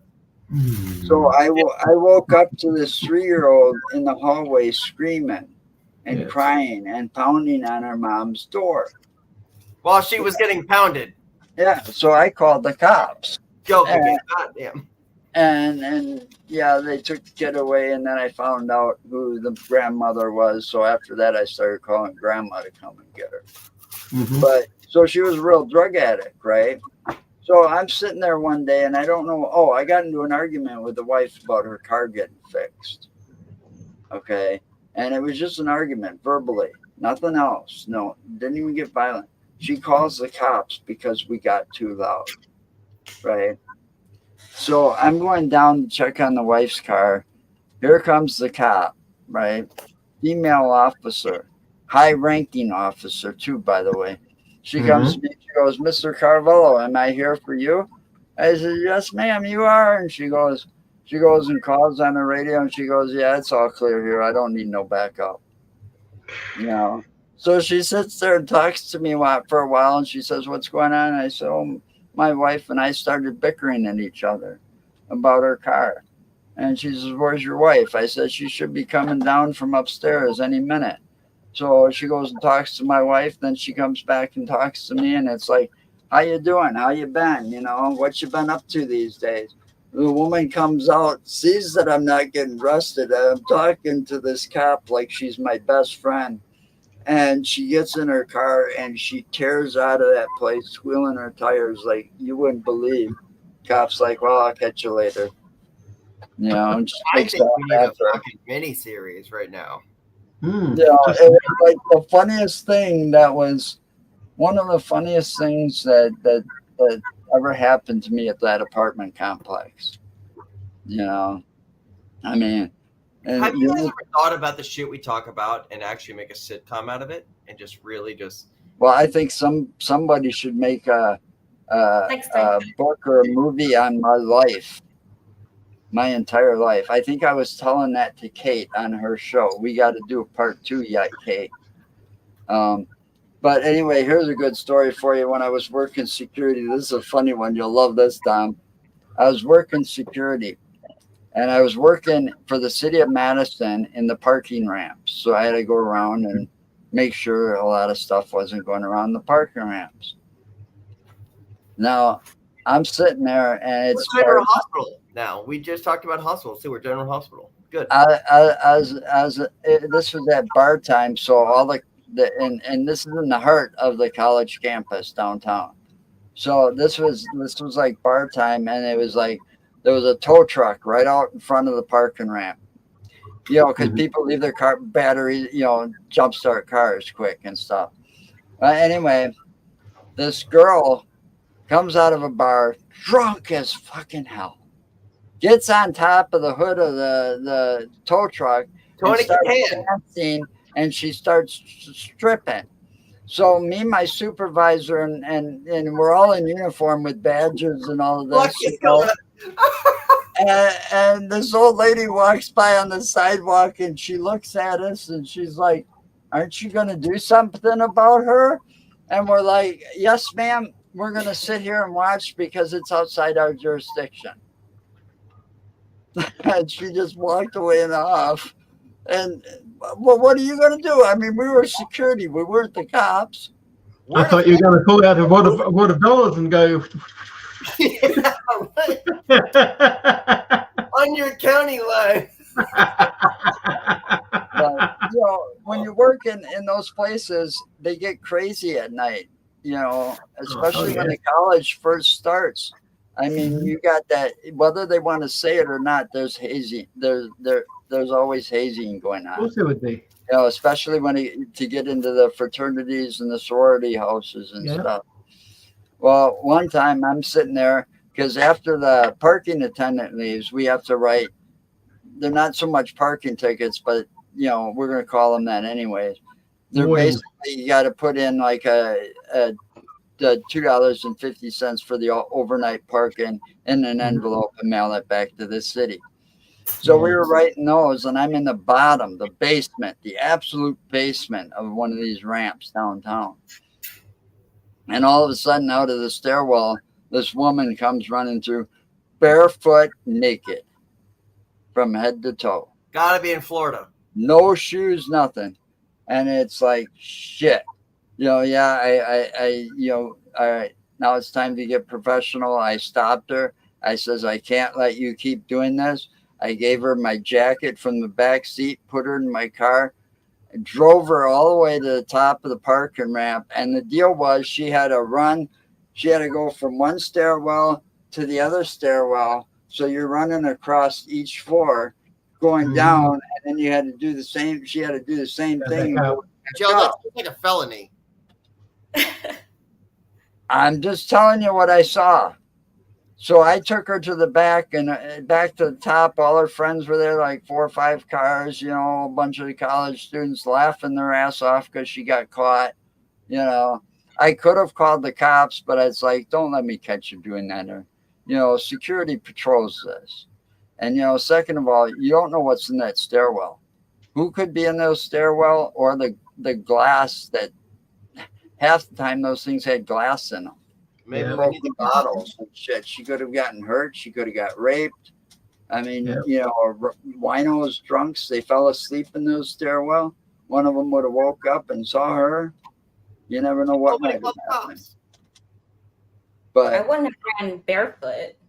But the rookie that came to the scene when I called my supervisor, he started drooling and. 1 second, I'm throwing Robert on right quick. Robert. And it's like, how the hell did you do that? I says, you just gotta, you gotta stay professional about it. Robbie, you had something to say. I was about to say, don't accept coins from her. No, yeah, no coins from her.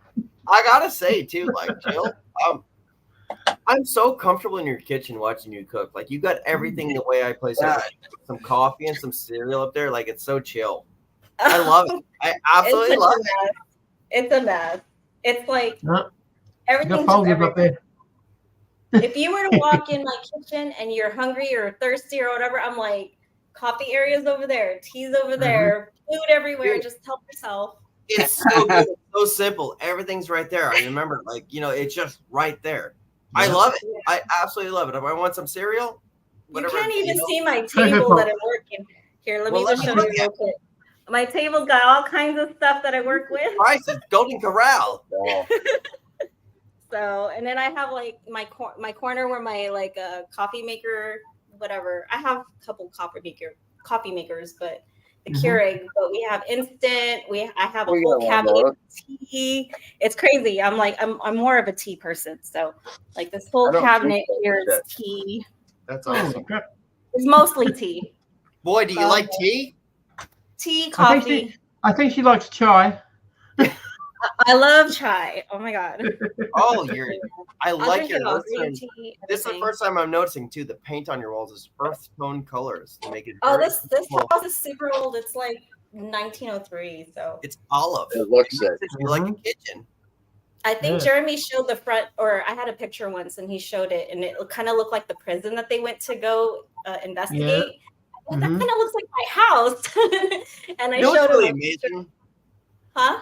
You know what's really amazing about your kitchen? I got to say it. It might be a diss, but it's really not. It's so beautifully messy. It's like an organized mess. So comfortable, right? It is. It's like I'm like, just walk in, get a mug, help yourself. Do whatever. When I go to a kitchen and everything is put away and you gotta find a spoon, or you're gonna ask what cabinet do I gotta go in? Fuck that. I want to go in a kitchen. There's the mixer, there's the blender, there's a cereal, there's a cup. Fuck, man. We're only in here for moments. I just need to fulfill a drinking or a fucking feeding moment. Yeah. That's it. It's there for you. I want to chop a fucking garlic right now. There it is, right there, piled in a shit right there. You know what I mean?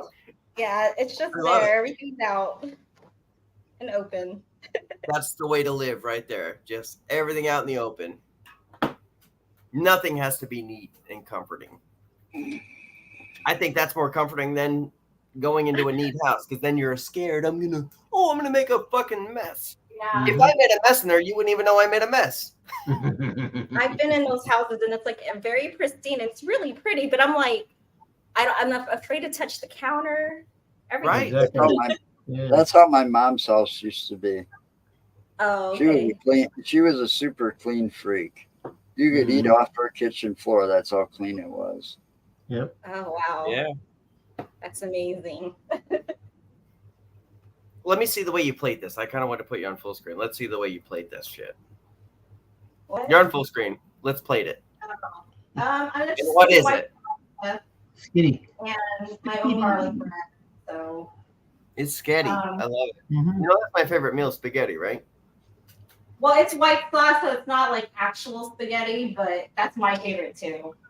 What does But it I just do whatever my son requests. I'm like, we can have steak and mashed potatoes. We can have like Salisbury steak or white noodles with meatballs. What do you feel like? And he's like, he's good. He's got good character right there. White noodles and meatballs. I love it. yeah. So I did the white sauce, and then I added garlic parmesan. Mm-hmm. You And can't go wrong with none of that dish. I bet you that thing is fucking amazing. and just white pasta. I'm getting And, hungry. Me garlic too. bread. It's Look how dinner time cool. here. It's Cali. It's California. So Yeah. I'm gonna have to go get another slice of that Rocky's pizza. There you go. I'm gonna visit soon, Jill. Like I'm gonna visit like California soon. For I sure. miss home. But that's awesome. Well, I love okay. that. Didn't you say did you go to Ventura High or I forgot. I went to Ventura? Brooks into Ventura, yeah, and I also lived in Apple In Valley. Ventura area. But I San Bernardino with Victorville, Apple Valley. We spent a lot of time in LA with the movie making. Yeah, no, California's home to me. And Santa Barbara is literally, or not Santa Barbara, but Santa Monica is my favorite spot in the world. Oh my But I gosh, spent that's a my lot of favorite. Santa Monica my too? favorite. Santa Yeah. Monica Pier, Santa Monica, like the promenade, the walk. Oh my That's my God, favorite. the moment I stepped foot on that dock, Never been there. I felt life. I actually felt a pulse and a heartbeat and realized how much I loved the earth. Like the Santa Monica place was for me, man. And I kill myself to this day. I don't, well, currently not, but like I'm questioning myself every day. Why aren't I back in California? What am I doing wrong? Yourself in the ass. I'm from Jersey. I love Jersey. I love Philadelphia. I love Tom Really? Valley. What? Yeah, I mean, it's the truth. Yeah, no. Take your mic. Put your mic back on. I want to hear your conversation. No, I was saying you're from Jersey. Really? I'm literally from Jersey. I miss New Jersey. I miss the walks I had in Jersey. Some things about Jersey, but honestly, there's no family. No place like Jersey. But I love California. How do you say that? No, there's no place. Like home. No, it was Eddie and the Cruisers. Eddie Wilson talking about how he loved Jersey so much. I absolutely love the Jersey. second movie. So there's a dream in my head that I actually put myself in a very small trailer, no matter how much money I'll make in the world, a very small trailer on the beach of Kingsburg, New Jersey with a dog and maybe a Phillies and Jets game playing out there. You know what I mean? Like on a porch that's snowing out and I want to walk a dog probably alone in life. That's how I kind of work. And I'm happy. I'm happy in that thought. And then I think of California. I mean, I miss everything that comes with California. I go snowboarding, I go surfing, I could go ATV riding. I could literally chill in the city of Los Angeles.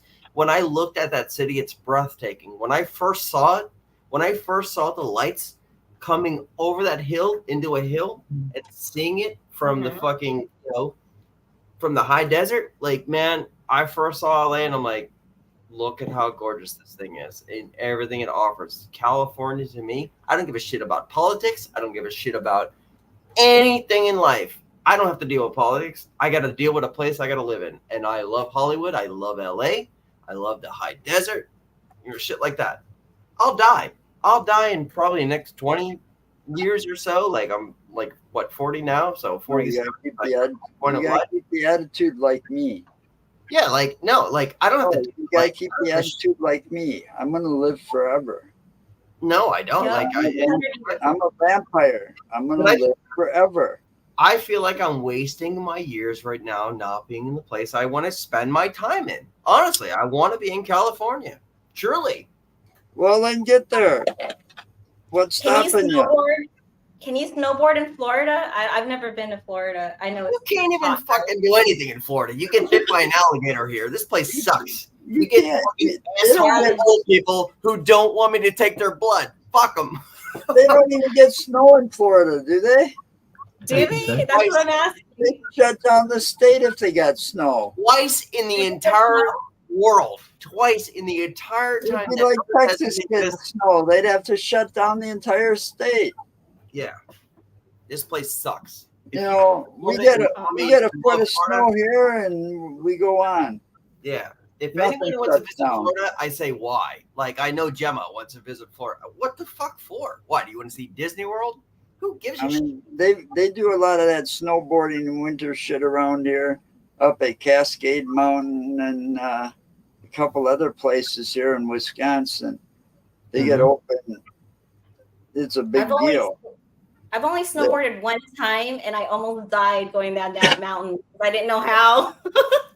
You know what's crazy too? Like, I just thought about it even more. Like, thinking about Jersey, I would love Jersey or Philadelphia. I'd be close to Tom and Taryn and everybody, right? But I don't really have any other family that would visit because I don't talk to nobody. Who gives a shit?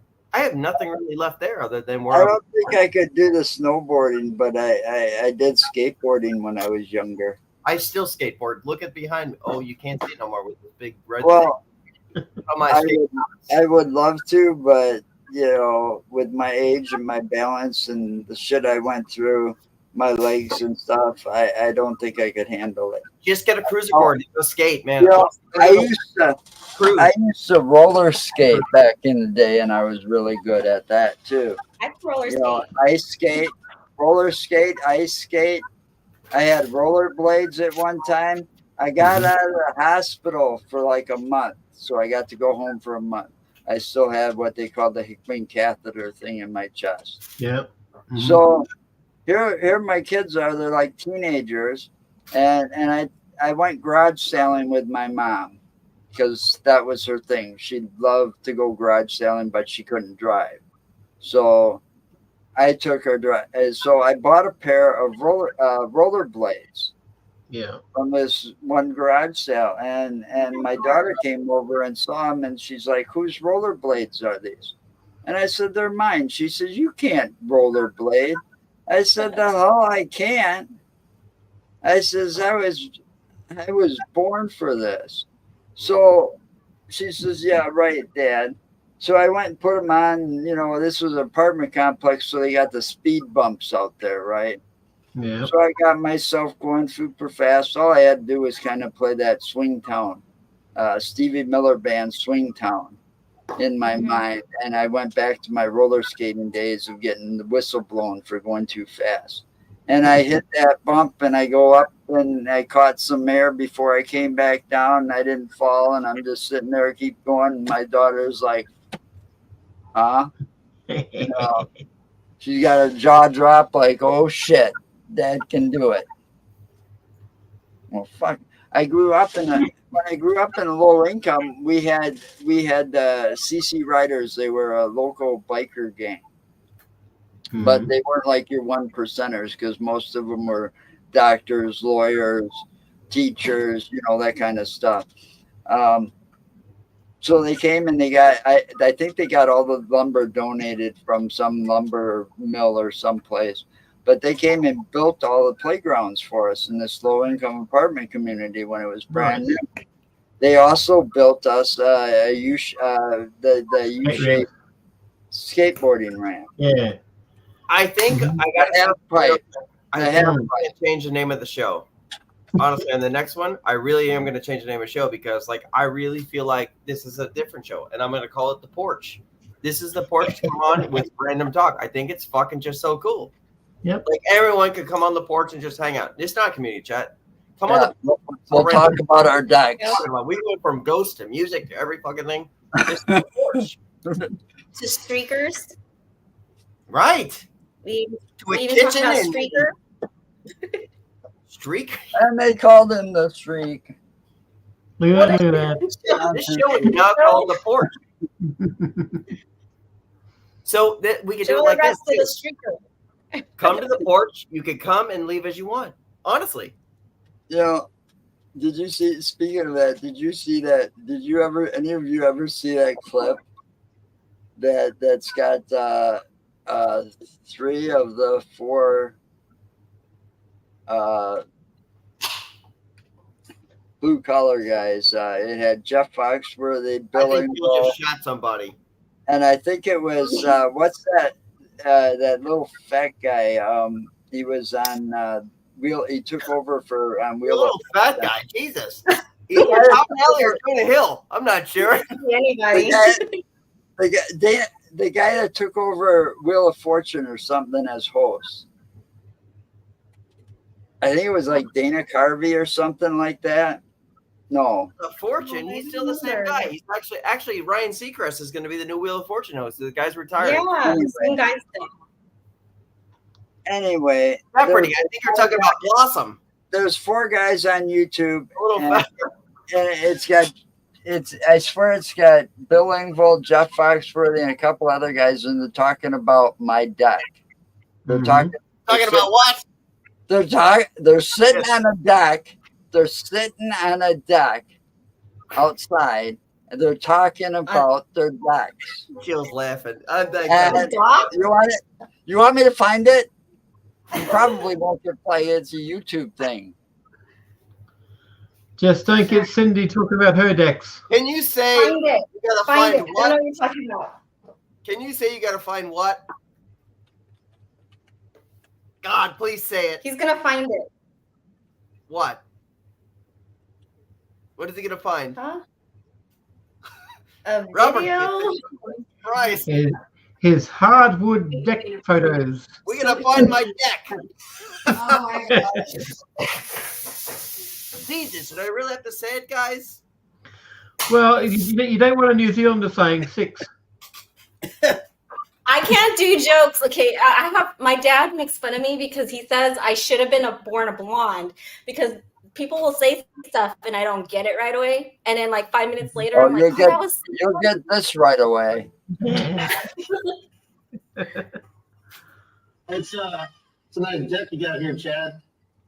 Well, thank you, Buck. I put a lot of work into it.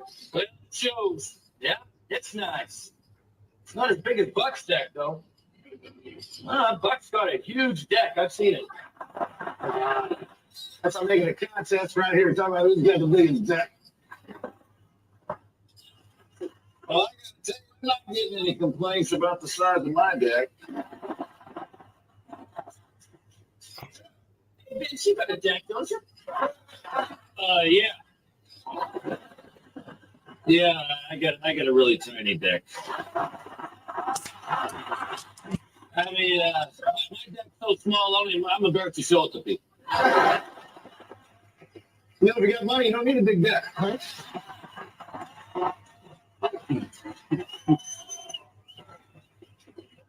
Seriously, you know what you can do? But just trim the bush around your deck. Makes it look bigger. It'll make it a little bigger. You know, guys, I'm a little bit worried about my deck. The wood's not as hard as it used to be. Because your deck's getting old. You gotta be careful, man. Put some protection on that thing. Keep it clean. I gotta stuck anything on my deck. I hose it down. Man, what I wouldn't give to have a huge deck like yours. I tell you, after that party last weekend, my wife couldn't stop talking about your deck. She was on it all night. I wanted to go to sleep. She wouldn't get up. Man, I mean, that was quite the party you had. I mean, you must have had 40 different people on your deck. No, I don't like strangers on my deck. Man, I don't know where they've been, you know? My deck's so small, people slip off it all the time.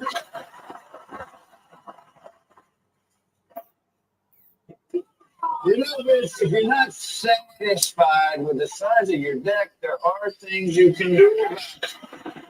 I'm not satisfied with the size. Guarantee it would make it bigger. I'm not satisfied with the size of my deck now.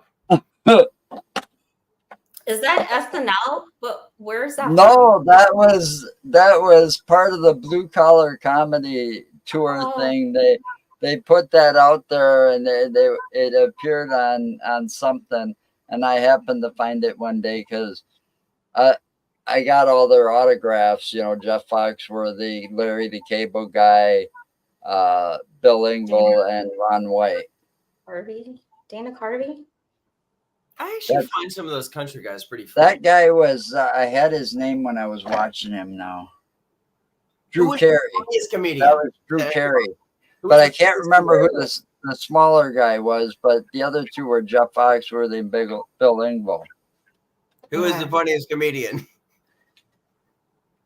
Oh, George Carlin. Yeah, he was funny. Robin Williams. He talked real shit. Yeah, but I liked how George Carlin talked real life shit. Yeah, I would say the funniest comedian to me is Bernie Mac. Yeah. He was fucking hilarious. Now, what makes a comedian a good comedian? Spontaneity. Being able to go from one thing to the next, to the next. Yeah, but not to beat. Yeah, but see, the other thing is originality. You know, and most of your great comedians. I mean, let's look back on history. Sure. Richard Pryor. Let's look at Richard Pryor, one of the most famous black comedians there is. You talk to Eddie Murphy and all these people. They say their influence was Richard Pryor. Richard Pryor paved the way for everybody. But Richard Pryor talked about real shit that happened to him throughout his life, and he just put a twist on it. You know, he talked about all the racial stuff he had to go through when he was, you know, growing up and stuff like that, because it was a different time than most people. He brought that to life on his stand-up age. I need a rapid answer here in a moment when I ask a question. I need a rapid answer. Look what it did to him. You know, it made him a movie star. Two comedians who are not funny at all to you. Rapid answer, everybody. Start, Joe. Fuck, I don't know. Seinfeld, Kevin Hart for me. Fuck them. I like Seinfeld. I don't. But I like the show. So. And I don't understand. I think it's just so boring. I tried. I didn't watch it before, but I started watching it. I'd say Seinfeld, and I really can't come up with another one because most of the comedians I watched, I loved. I don't think Kevin Hart is good at all either. Everybody loves Kevin Hart, but I feel like he's just I feel like he sits in a closet too long and just writes all his material. It's just not funny to me. Yeah. It's funny, you know, it's probably funny in a living room when he does the things, but I just don't feel the genuineness of his comedy act. I also don't like that guy. I kind of like it. I'm starting to get into his Adam Rife or some shit or whatever his name is, a white dude. Matt Rife? Matt Rife. Yeah, I'm starting to dig him a little bit. But I think good comedians were like the guys with the watermelon and the guy who screamed. Gallagher. Gallagher was the guy with watermelon. Yeah, I think Big Hammer. Like this. And I think like people like I don't know what happened to him. I used to watch BET, believe it or not. Look, but fucking DL Hughley, he was the best roaster before roasters happened. Now this new chick, like the roast of Tom Brady that just happened, right? That chick with the blonde hair, Jeff Ross is probably the best roaster going, but that new chick is right on his bulls. Like, what's her name? I don't know. I didn't watch that one. Well, check it out because she's right up, dude. She's just fucking ruthless. And Kevin Hart hosted that shit, and she fucking outnumbered him. But see, you're younger than I am, by quite a bit, and I tell you, some of those like 3 or 4 days though. Come on. Some of those comedians back in the day, they paved the way for these people today. Well, I agree with you there, and I think actually George Carlin, Cheech and Chong, like him or not, Bill Cosby. Of course, I love Bill Cosby. Eddie Murphy. I mean, Eddie Murphy even did his part. Dude, Eddie And one Murphy. of my favorite things was that HBO special, Eddie Murphy Raw. Yeah. When he and they talked walked out. the shoe throwing mother. Yeah. And they talk about the ice cream truck. Making him run an extra 100 feet or 300 feet chasing the ice cream truck before you guys saw. And he really did that. You know, that's what makes some of that stuff funny because, you know, him talking about the ice cream truck, you know, I could relate to that because them motherfuckers, they didn't stop for us kids. They wanted us to keep chasing them. Oh, see, we got what they want. We can make them chase us a little bit longer. It was fun for them. You had to run around the block. Dollar bills in our hands. Stop! I want some ice cream. Throw down some money. The Yeah. ice cream man is coming. What's the funniest movies everybody has ever seen? Rapid response. Funniest movie? What? Rapid response to the funniest movies everybody has ever seen. Arthur. You think off the top of your head that if I ask you a funny movie, what The would original Arthur. Blues Brothers. And then Police Academy. Mine was Happy Gilmore. My second is actually Friday. I think Friday is my second one. Yeah, I didn't like the Arthur that had that what's his name in it. I can't think of that guy's name. It starts with a B. Well, actually, while you think of your thought, what makes a comedian funny to you? Because when I said Happy Gilmore, I asked for a rapid response. And it's like, I related Happy Gilmore with him hitting that golf ball. And I understand if I can't hit it, I'm going to be cursing all fucking day, beating the shit out of that fucking, like, everything going. Like, if I'm going to get so pissed off, I have to relate Well, to he wasn't a golfer either. He was a hockey player. Right, but at the same time, you relate to that. Like, that fucking ball, I could see me fucking doing that. And that's what makes it funny. Yeah. You got to relate to a comedian, right? Adam Sandler. Don't put that on my resume when I look for my next wife. Well, you know? Adam Sandler, he's gotten lucky. It's like he's like Kevin Smith in a way. He's got his little group of people that he constantly works with. It's in all of his movies, and almost every one of them has been a success. That's called loyalty. That's not called funny. Right. Right. Kevin Smith has got. He did he that. Ain't funny at all. Kings and Queens sucked. He did that. I just saw that movie today. Bad Boys? No, not Bad Boys. Oh, they were black, Robert. Come on. Kevin Smith was the guy that did Jay and Silent Bob and Clerks and all of that. But he also did some other movies, but those same actors. Okay. You know, like I can't think. Ben Affleck. Dogma. So, Joe, I got to say this. Clerks all 2 those guys were in all of his movies. Clerks 2 is probably the funniest movie I've ever seen in my life, and I relate to it so much. Clerks 2 is the best movie going. Clerks 3 made me fucking realize life. I like the second one. I like that scene where she was teaching him to dance on the roof. Yeah. And they did the Michael Jackson ABC song. Bro, and they went to the bathroom scene, and the dude that was in the bathroom there, if anybody notices, that was Jay.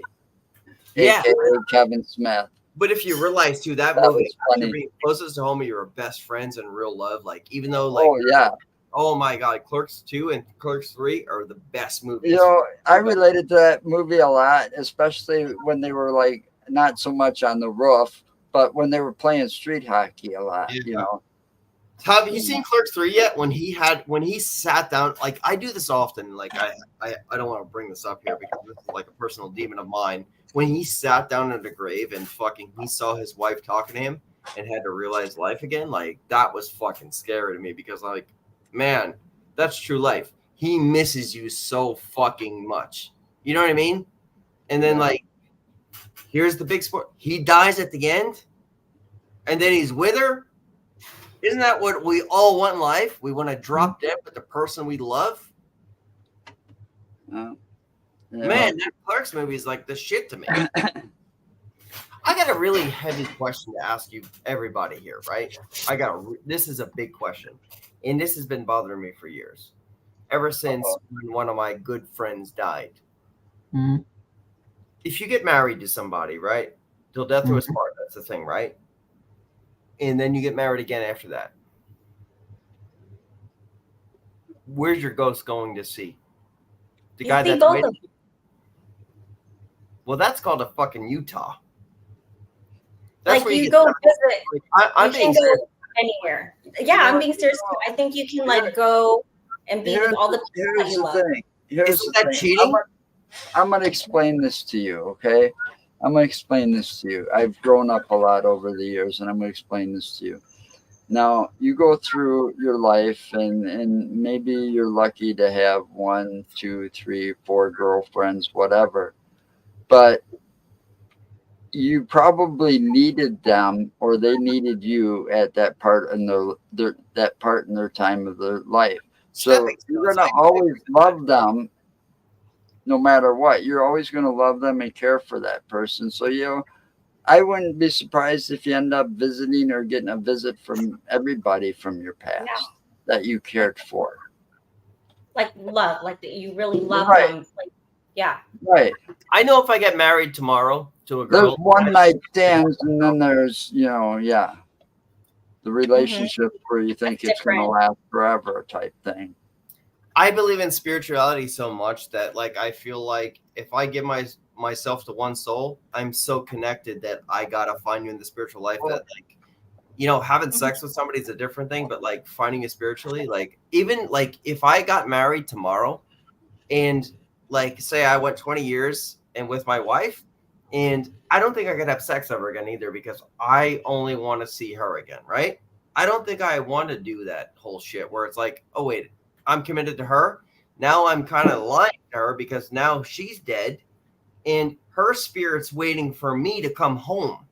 Well, that's called like having a soulmate. That feels like a fucking true haunting to me for her. That's called a true connection. There's such a thing as having soulmates, and sometimes you're lucky to have more than one. Yeah, I don't think no way. The first person I was like super serious about, we connected really good. Yeah. And she passed away before my youngest turned 9 years old, which she'll be 9 years old on Tuesday. Well, no, she wouldn't. She'll be like whatever. But I mean, her birthday's Tuesday. So, and her mom passed away on the 3rd of May. Her birthday was on the 21st. So she passed away before she was 9 years old. And then you had her mom's birthday and Mother's Day. So May's not a good year for her and I. But then I think that when she passed away and after I had a little fun for a while because, I went a little, because I thought we were going to be, tied and linked together forever, that she was always going to be there for me. But after I had my fun and stuff, I found with her help, I think, because she was like a little angel on my shoulder, whispering in my ear, telling me to contact this person when I was looking at like MySpace and saw her picture.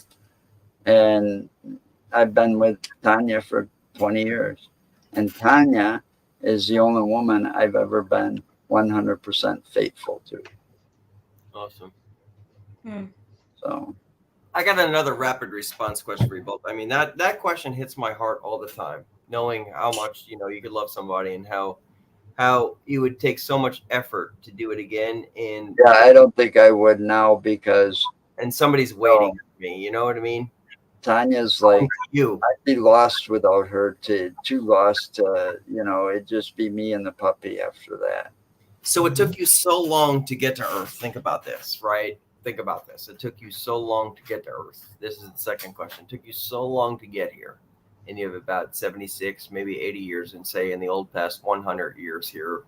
And then you're going to die with age. But think about this. You have this small amount of time to make something yourselves, be what you want in the world. We're paying bills. We're fucking all miserable. We're all sick and all this type of shit. And We're not living the life we want. It took us so long to think of all the dinosaurs and shit that passed us.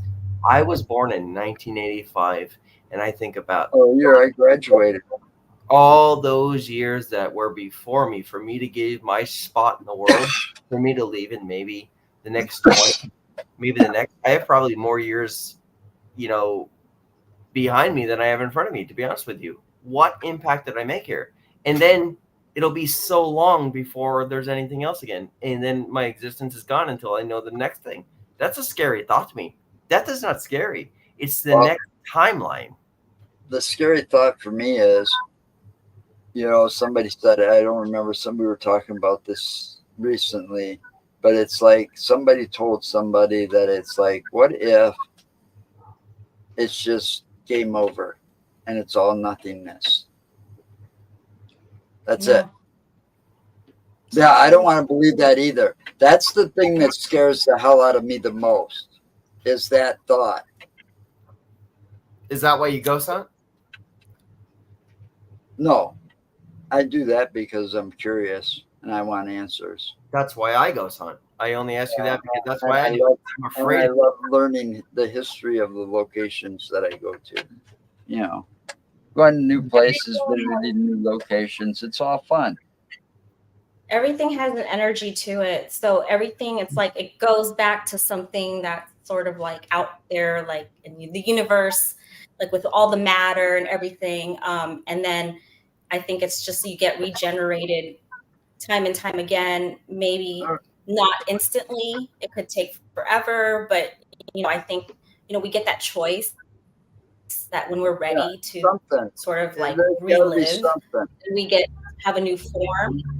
But you have this energy that never dies. It's like that's your soul, kind of, if you believe in souls. Yeah, that's why I like. That's like that Star Wars, like Yoda. When he's explaining the Force, everything's got that energy to it. It surrounds us. It penetrates us. And that makes me believe. That thought makes me believe that life goes on in some form or another. There you go. That's your validation. I think so. You just got validated. Right. Nobody's found a ghost. So, like, I think what Jill, I said Jade because I like saying that. I think she was right. Everything's energy. Like, when we got a tour of that house earlier, I didn't feel a lot of shit in that place other than these two little things.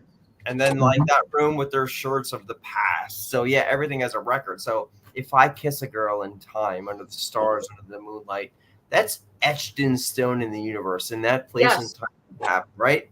There's a GPS to find that. I remember this site just recently, like they're selling mom things, right? This is what the moon looked like when I was born. This is what made you a mom. I think that's the best gift you could ever give somebody.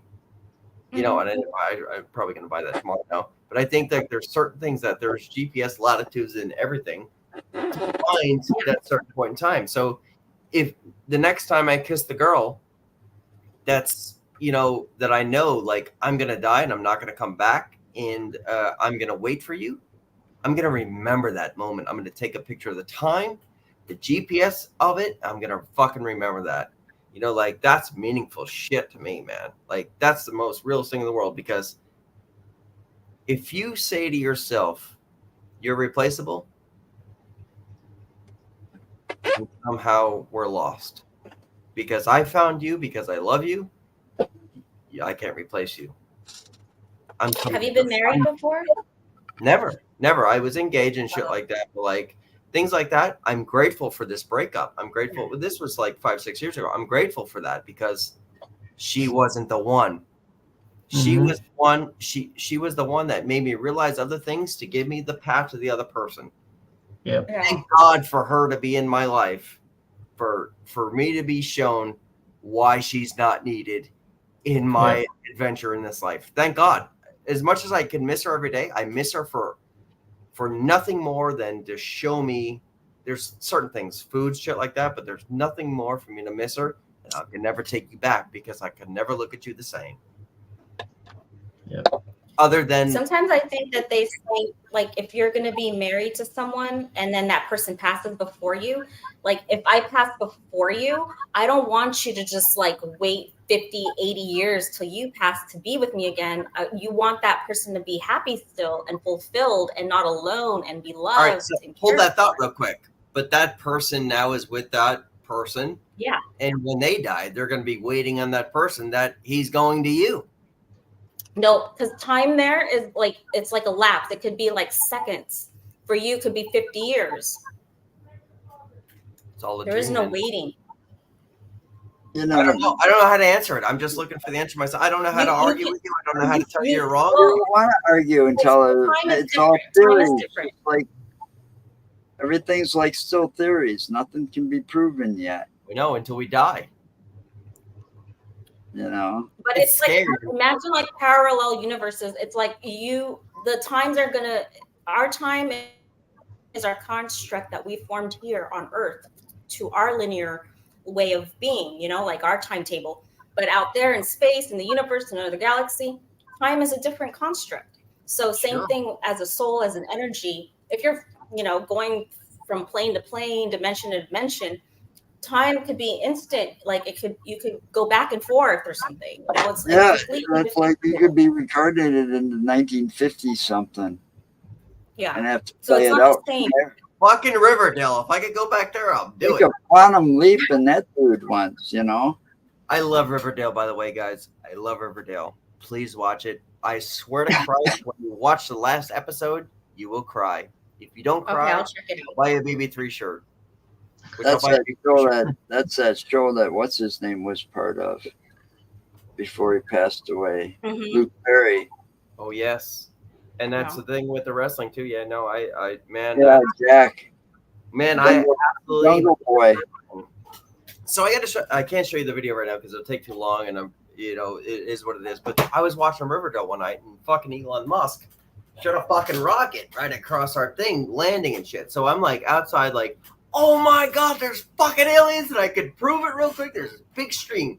I'm talking about 200-300 feet, because you know how high it is up there, and it's longer than the trees I see.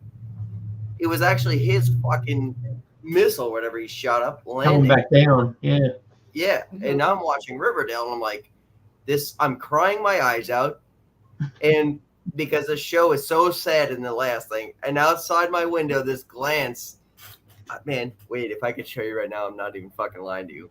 I'm not even fucking lying to you. And there's this big rocket outside. I'm like, wait the fuck a minute, man. So do you got the Archies and Josie and the Pussycats in there?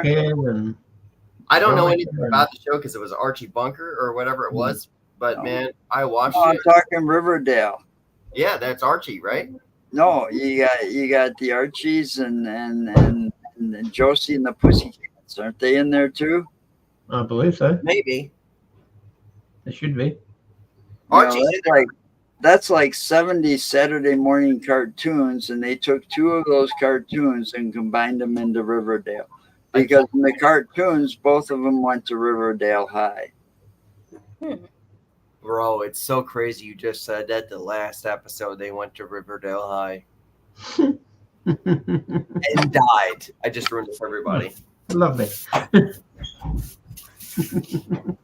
No, it's very sad. You should watch it though. Even me saying that did not ruin it. I promise you that. You know, I think if Jack Perry doesn't make it in wrestling much longer, I think he'd make a good actor.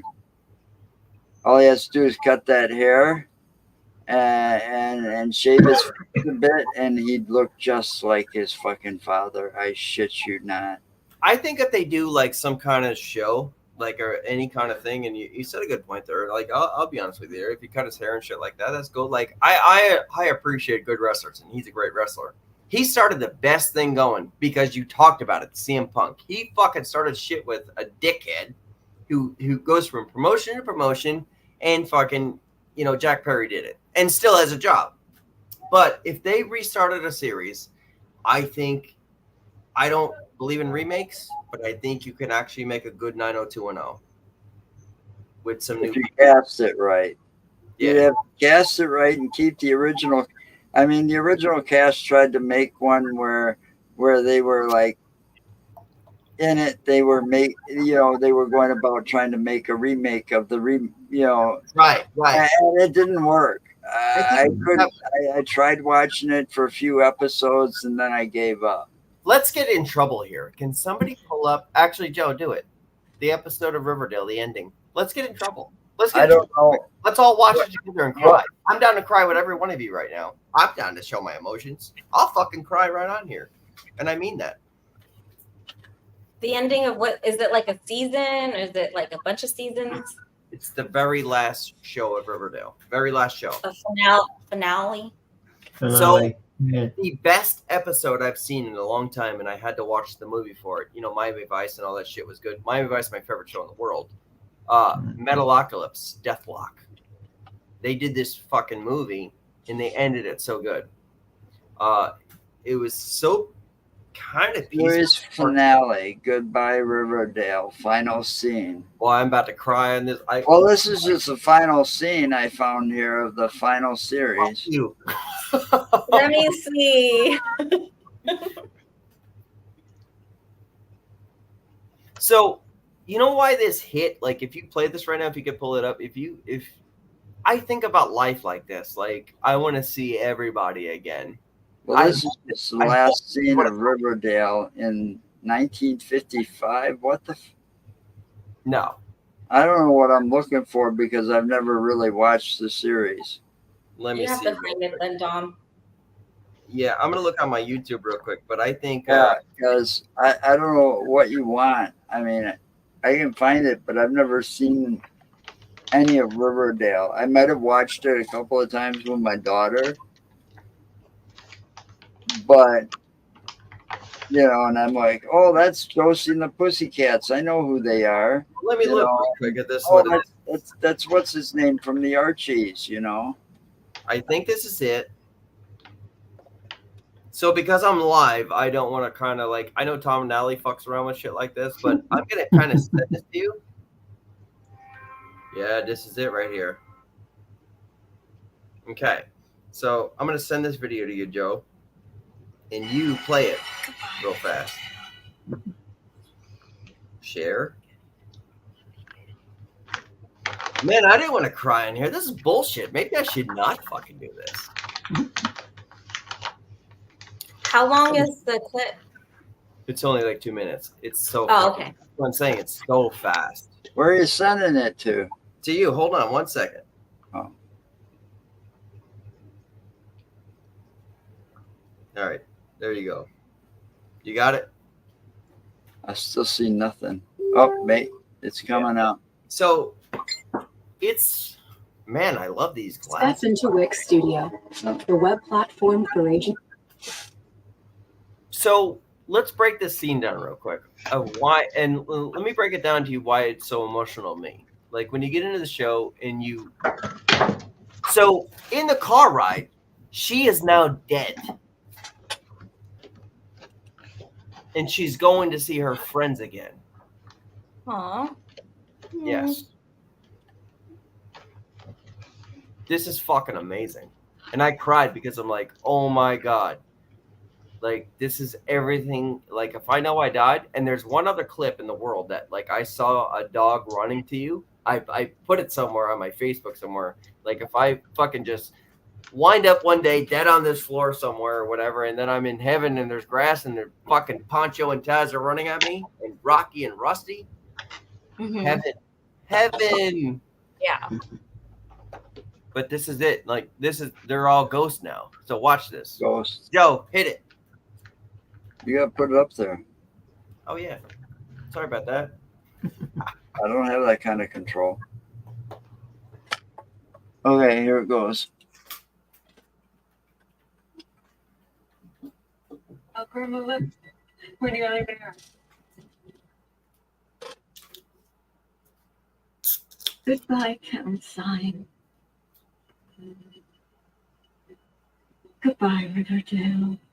It was wonderful getting to grow up here. Well, that almost looks like a scene out of Call of Duty. Just wait. This is fucking beautiful. This is cinema. The way it should be. Cinema. I get that, but that old abandoned looking restaurant looks like one of those places in Call of Duty maps. But watch, it becomes it again. There you go. Oh, she's dreaming. No, she's dead. She's a ghost. Oh. That's her, baby.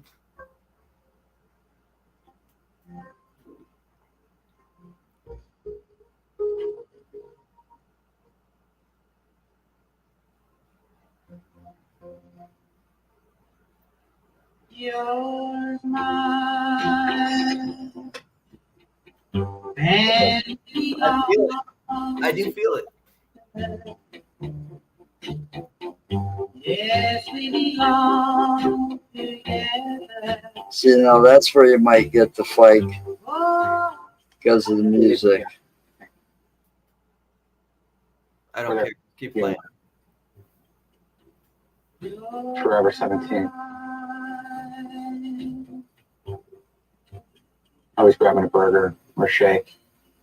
Always going to from some dance, talking about school, the big game, who's dating who, homework, whatever movie playing in Babylon, you know, the moments that make up a life. It's like to be 17 again. Simply, she went home. I do have a tear in my eye. I mean it. Like, you can hear my voice. That's fucking everything in life. Truly.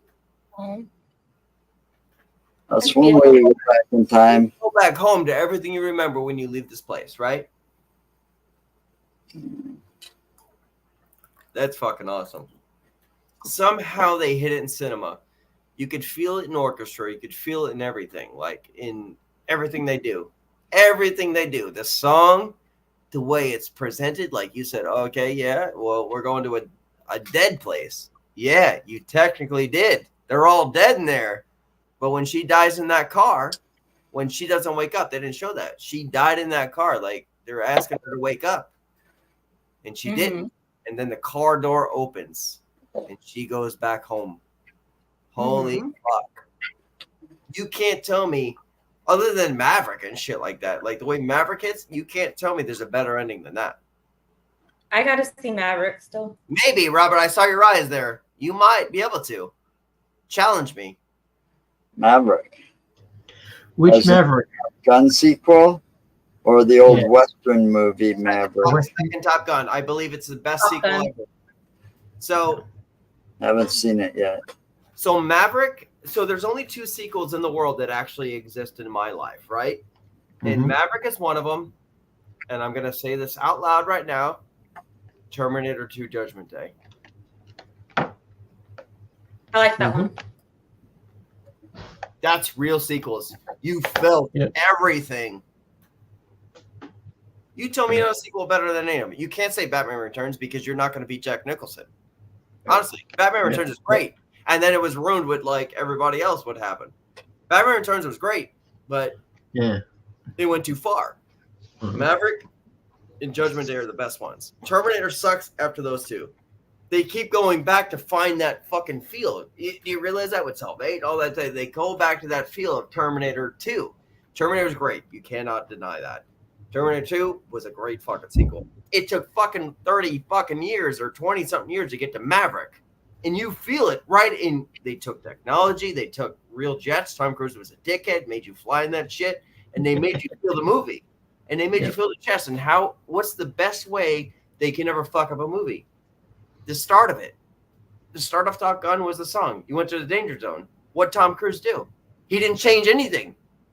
Well, I don't like Tom Cruise. Well, I don't like any of them actors that are part of that Church of Scientology. I know that includes because they tend to get away with a lot of shit. Yeah, I mean, I don't look into religion. I look into cinema. No, but I did some digging after that thing came out, and because of Danny Masterson getting charged, and he should be sitting behind bars for a long time. What'd he do? those people should be charged for helping him get away with it and covering it up. The Church of Scientology, in my eyes, is not a church, it's a cult. So I did a lot of research on it. And Danny Masterson, aka Hyde, he got charged with sexual assault on several women over the years. Yeah. No, rightfully so. He should be put in jail and shit like that. But I mean, there's cinema's separated from everything. If you're get that fucking fame and money, and they didn't, then yeah. They didn't come out until the Me Too movement and stuff, so they got a lot of criticism for coming out at that point. But the thing is, you got to realize that that bastard was part of that church, and if you tried to diss one of its members or something like that, oh, you get some threatening emails, you would get some threatening phone calls, you get people threatening. So these women were afraid to come forward because of the Church of Scientology. Bro, I worked in this field for a long time, right? I grew up with Snoop Dogg. I know. Look, what I'm getting to is P. Diddy. Look at P. Diddy right now, right? I think he had a dealing in killing Tupac. I grew up. Oh, you thought that too? Yeah, and he beat up Cassie and shit like that. Like I saw it. It's on video. Video don't prove like. Yeah, I saw that whole thing on the news recently. Yeah. I grew up. I went to Nate Dogg's fucking like his funeral show and shit like that because I knew the people involved with Snoop and shit like that. I grew up in this industry with all these people, and I started writing lyrics and shit back in the day because I was actually involved with this shit, right? But however, though, like I understand, like why did it take so long to come out that Diddy was a piece of shit, right? I think he killed. I was always into West Coast rap. I hated New York rap. I hated it. Tupac was. Well, they're like those guys have their, it's like that. They have their little inside gangs and cliques, and they tend to protect themselves. Yeah. And cover up the shit.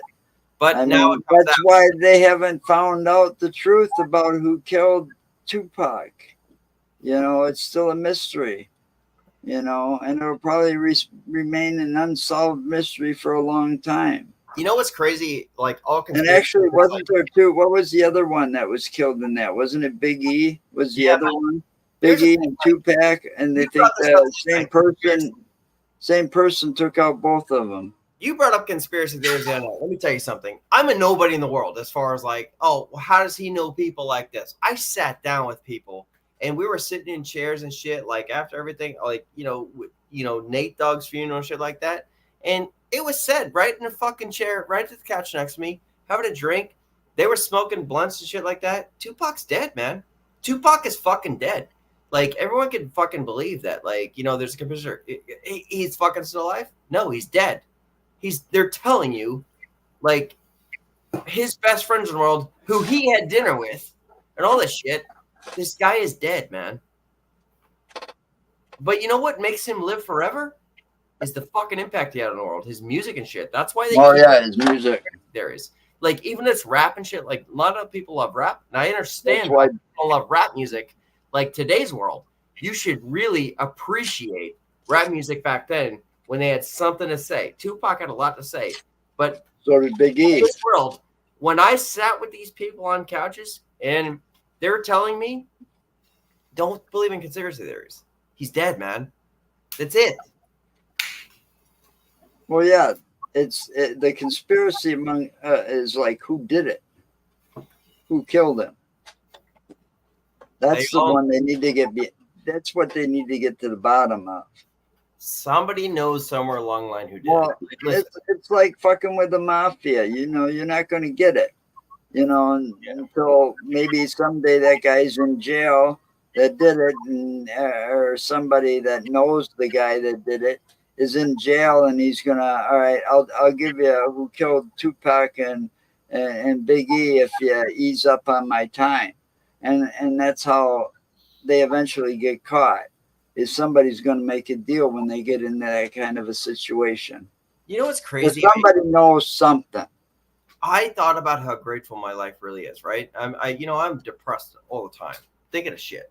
I thought about how grateful my life really is that I actually got to sit next to somebody that close to Tupac, this little fucking kid in the world, to say he's dead.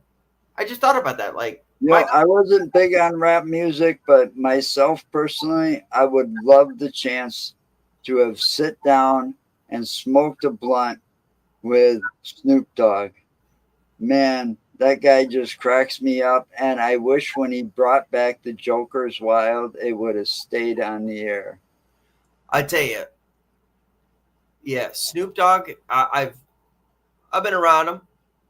And then Ice-T and those guys that are like now actors, they play cops on cop shows, which is amazing. I hate Ice-T. He sucks at rap and sucks at acting. That guy sucks. But I think there was that one movie where he was the hunted. Yeah, that was actually a good movie when you hunt you. His first movie. I want to bring that up to you guys. It had Gary Busey in it. Before we get off the air tonight, but I want to finish up with music real quick. I believe that, like, if you love music, because I always love music, I think you should really appreciate the way rap music came. Dr. Dre, Ice Cube, Snoop Dogg from back in the day. NWA.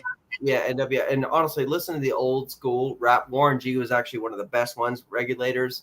I used to drive around in my money. Yeah. With that song, Fuck the Police, blaring out of the fucking car. I wrote Mickey Rourke today. I'm not sure if he's going to write me back, but I saw him. Mickey Rourke? Yeah, I did, because I was on his Instagram, and I saw him crying today, and actually made me cry too. And I fucking really, really, really am heavy on the subject. I actually wrote him, not that he's going to write me back, but if he sees it or whatever, somehow this gets back to him. I told him, there's rage in my fucking heart, and there's a tear in my eye about what you're talking about. And I fucking really, really hate talking about this right now. But some asshole in Wyoming beat the shit out of some gray wolf, like fucking ran it over with a snowmobile, brought it in the bar, taped its mouth, took pictures with it with everybody, threw it against the wall, broke its legs, took it in the parking lot, and shot him right in the fucking head. Her. Let me fucking change my thing right there by saying her. To not disrespect that wolf. And people let people get away with this. Mickey Rourke couldn't make this event today, and he's talking about, and he's almost crying. He sits like me. Honestly, people make fun of me because I cross my legs. Yeah, I get it. Yeah. Things like this. I cross my legs, and he's got a dog. But like Mickey Rourke's talking to you, and there's real voice. I wish I could share it with you guys somehow. It's on Instagram. You look up Mickey Rourke's page. He's talking about his dedication. He somehow couldn't make this event, this treating of this wolf. And I feel him. And I wrote him. My exact words were, man, I don't know what to do here. But if you're down, his last words in his fucking video were, man, fight me in the fucking street. Fight me in the fucking street, bare knuckle. I wish people wouldn't do that shit, and it's sad that people have to be like that. So you know what I said to him? I said, you don't know me in the world and shit like that. I'll fucking fly there right now, and I'll fucking put hands on that motherfucker who did that to that wolf. And you know what Mickey Rourke's words were with that fucking wolf? This wolf has no fear. That was cruelty. There was no fucking fear in this fucking wolf's eyes. It knew its fate, and it couldn't do nothing about it. Guess what? You look into this shit, we can. Don't mean we're not throwing hurt there. We're not throwing hurt. If you want to punch his fucking brains in on beep, do it. I have a thing for animal cruelty, and when it comes to wolves, Joe, let me just finish real quick. If we could sign a petition to shut this fucking bar down that let it happen, let us do something. Yeah, we got to look into this. That's bad. I mean, wolves aren't dangerous to anybody. People get a misconception of the wolves. I mean, if I ran into a wolf out in the wild, I wouldn't be afraid. I know what's going on because I know them very well. I've studied them. I spent time in a cage with a real wolf. Oh, man. And they're beautiful creatures. And they're just as friendly as a dog. You just got to show no fear. I think couple hunting sites today, and they're fucking putting up pictures of like real dogs being shot and shit like that. And I'm reading their comments, and they're like good, like God, family, kindness. And I said, this is your true heart and shit like that. You know what? You're a fucking piece of shit. My first tattoo was a wolf. You know how I feel about hunting? I think you're a fucking dickhead. You know why? Because you have a scope, a rifle. I don't know how well you can see that. I don't. But like, you have a scope, a rifle, and everything. If you're hiding in a bush against an animal, dude, you're a fucking asshole. I can't stand. That's a wolf howling at a blue moon. You know what I feel? If you want to hunt food, go out there with your fucking bare hands, like the native fucking Americans did here. Go out there with your bare hands and get that shit. If you have a hunting rifle, well, see, you're just a fucking pussy. The thing about the Native Americans, here's the thing about Native Americans. When they hunted, they didn't waste anything of the creature. Sure. That they hunted, and they only took down what they needed to feed and clothe their tribe. Yeah. They never took down more than they ever needed. If you do it for game and like literally if you're doing it for fucking fun, I think you're just the biggest piece of shit. Well, they didn't want to piss off Mother Nature and throw the ecosystem off. That's the thing. These motherfuckers houses, man. Like honestly, like we took their fucking land. Right, but these creatures are here to keep a balance to the ecosystem, you know. And you got these hunters hunting the elephants for their ivory, you know. And then you got the whale hunters wiping out whales and slaughtering whales in ungodly numbers for the blubber. Yeah, you know, and the rest of it goes to waste. Yeah. So why the fuck are we hunting lions? Why the fuck are we hunting giraffes? Why the fuck are we killing these fucking gray wolves in their territory? So what would make me a bad person? What would make me a bad person on social media right now? To say I'd like to hunt you who just did that? Would that make me a bad person? Or does everybody have the same? Probably get you banned, but because they don't like that sort of talk on different social medias. Right, but everybody you make it thrown in jail, social media jail. Exactly. And I'm not going to say I have feelings about that. But the petition to shut down the bar is a good idea. No, yeah. They can't stop you for something like that. The dickhead lady even took pictures with the fucking wolf. I won't put it on here right now because, Obama said it best, right? Obama said it best. And I don't give a shit about politics. Obama said it best. When he got bin Laden, he didn't fucking portray his dead body. You know why? Because it's not something that we need to fucking even speak of, and I don't need to portray it as a fucking trophy. What the fuck? Yeah. But that's the same thing can be said about the crocodiles down here. Because crocodiles have been moving. Killing animals like that is wrong. He should have taken the wolf to a vet and called DNR the minute he hit it. He hit it with a snowmobile on purpose. I know. I get that. He hit it on purpose and dragged it and beat it. Oh, he hit it on purpose? Well, then that was even worse. That's what I'm saying. Look this story up. I'm not even kidding. He didn't hit it with a snowmobile because he hit it with a snowmobile. He aimed at it and made it his fucking date that night. That's just wrong. I know. And that's why the whole pack wasn't right there. And that's why I wrote Mickey Rourke. Not that it's never going to get there, but I felt his fucking feeling and tears and shit like that because I actually felt those tears. I feel them right now. Like, there's so much passion in my heart. If that guy was in front of my face right now, I'd punch his fucking skull right through this window right now. I really would.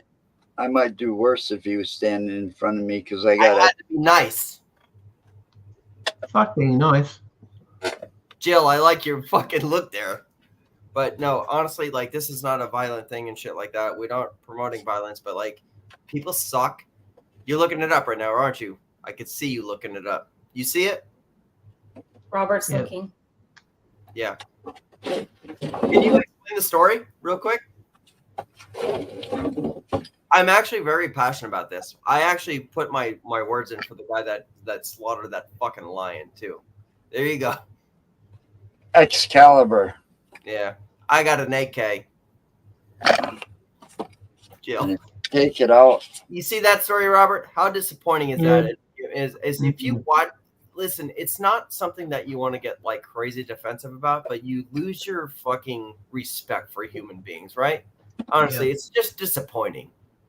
Like when you say you're disappointing somebody and you actually want to fucking like have revenge on somebody, that's true revenge right there. You see that wolf's mouth tied picture? You do see it. Red tape, right? Looks more like silver tape to me, but yeah, it was You tied see, up. you see the eyes, what Mickey Rourke said Yep. was there's no fear. It just knows my fate. How fucking shameful is that? How shameful for anybody to put anybody through. You know, I hate that.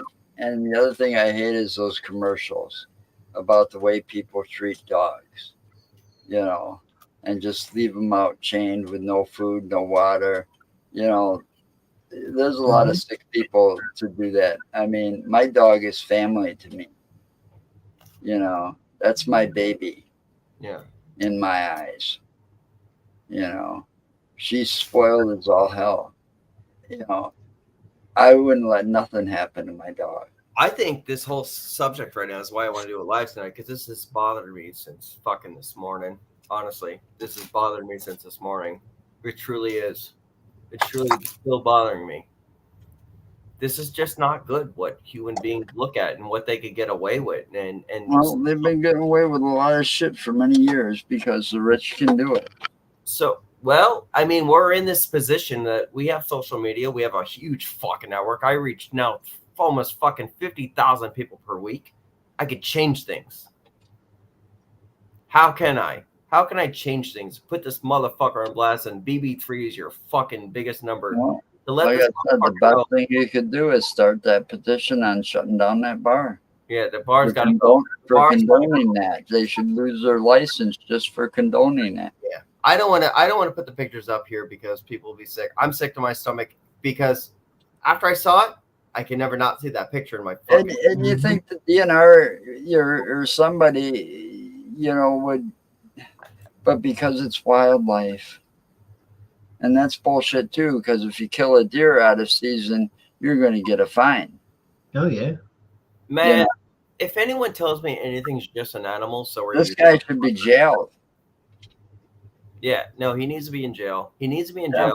He needs to be, On a honestly, felony. like, you know how let me tell you how my heart feels without going crazy. He needs to get the shit beat out of him and still have consequences within fucking mercy of the law. Honestly. I know, but still, you want to lower yourself to his level just to beat the shit out of him? Yes. That's not a good idea Yes, either. honestly. Yes. I know you feel that way, but yet, you know, you don't want to do that. The best thing we can do is, you know, you got to try to get him. I actually would be okay with telling a judge I beat the fuck out of that motherfucker for doing that to that motherfucking dog and wolf. Put a mask on. And being okay with my answer to that judge by telling the truth. I honestly believe that. I think I would actually be okay with it. Give me my time, sir. I just fucked him up for doing what he did. I don't know if I'd want to risk going to jail myself for a dog, but like some of these motherfuckers treat women, yeah, I'd beat the shit out of that motherfucker in a heartbeat. I think I'd be okay with With this foot being on the other side, I can transport it to where he is and kick his ass. See, Robert, you feel the same way. Like I honestly, I feel like subjects like this in the world, where it's like, if you can go in front of a judge and justify what you just did. I think in this situation, I could. This is why I did what I did. This is why I That'd feel. be a hard call, though. Fucking bleeding, right? Yeah, but the way this world is, and I hate to say it, and the way the law works, that judge might say, "Well, you're going to be in jail for a couple of years." Then I only have to answer to God. I'm just saying, you know, this world's not like, but getting in contact with the other side. 80s where things were balanced and the parties were getting along better. Yeah. You know, this country is so fucking divided nowadays. Do you really want to take that chance? Well, Robert, I think you had really something powerful to say just now. Say that again, please. If we were able to get in contact with the other side and send all the ghost spirits and ones that were were conservatives like animal protection type agencies to this guy and let him be haunted by them. Well, Because that's how you they believe in don't know. karma. They don't know about it.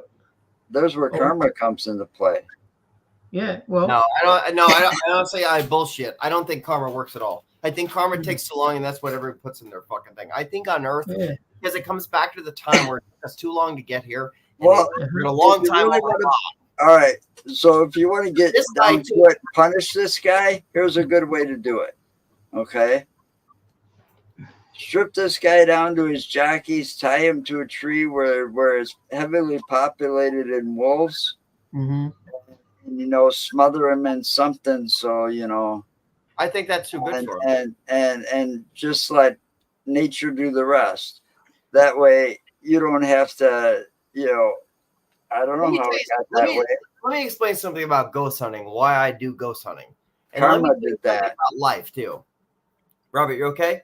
Let the wolves take a little revenge out on the bastard. I don't believe in karma anymore because I've already been through so much shit and I don't think karma. Oh, I do. So let me tell you why I became a devil worshiper and why I became a part of God. Because I knew there was a gray and I knew there was a fucking bad side of everything. You cannot have a balance in life without fucking feeling the way you do and then saying God's going to take care of it. You have to fucking literally show your love and express it. If not, you're going to hold everything in and fucking die with your own fucking feelings. I believe in what I'm saying right now, and it's because I fucking literally am telling you the truth. There's a bad part of me, a big fucking bad part of me. There's also a fucking good part of me, right? Well, everybody's got a bad part to them. When I see fucking a picture like that, what I know what's the right and wrong thing to do, there's the devil and the God talking, right? The devil and the dog talking, and God.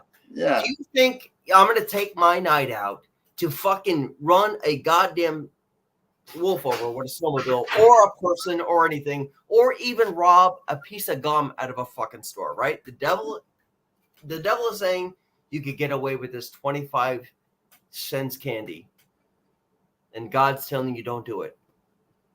Every time I believe in God there, because I know I could do it. I know I could shove that shit in my pocket. I know if I am truthfully running down a fucking wolf in person, God's looking at me and judging me, and that's the devil talking, right? Not to get religion, right? There's a bad and a good. I stay gray because I know I can make a right decision and a bad decision. And in my decision right now, I'm saying the bad decision is better because I know this guy needs his fucking head punched in. And I fucking believe in that. And I fucking could go to God or any judge and fucking truly say, I'm thoughtful in my heart for the decision I just made. Right? Because look at what he did. You look at that and tell me he made the right decision. If you tell me that, then you've been a liar my entire fucking life, right? I still like my idea.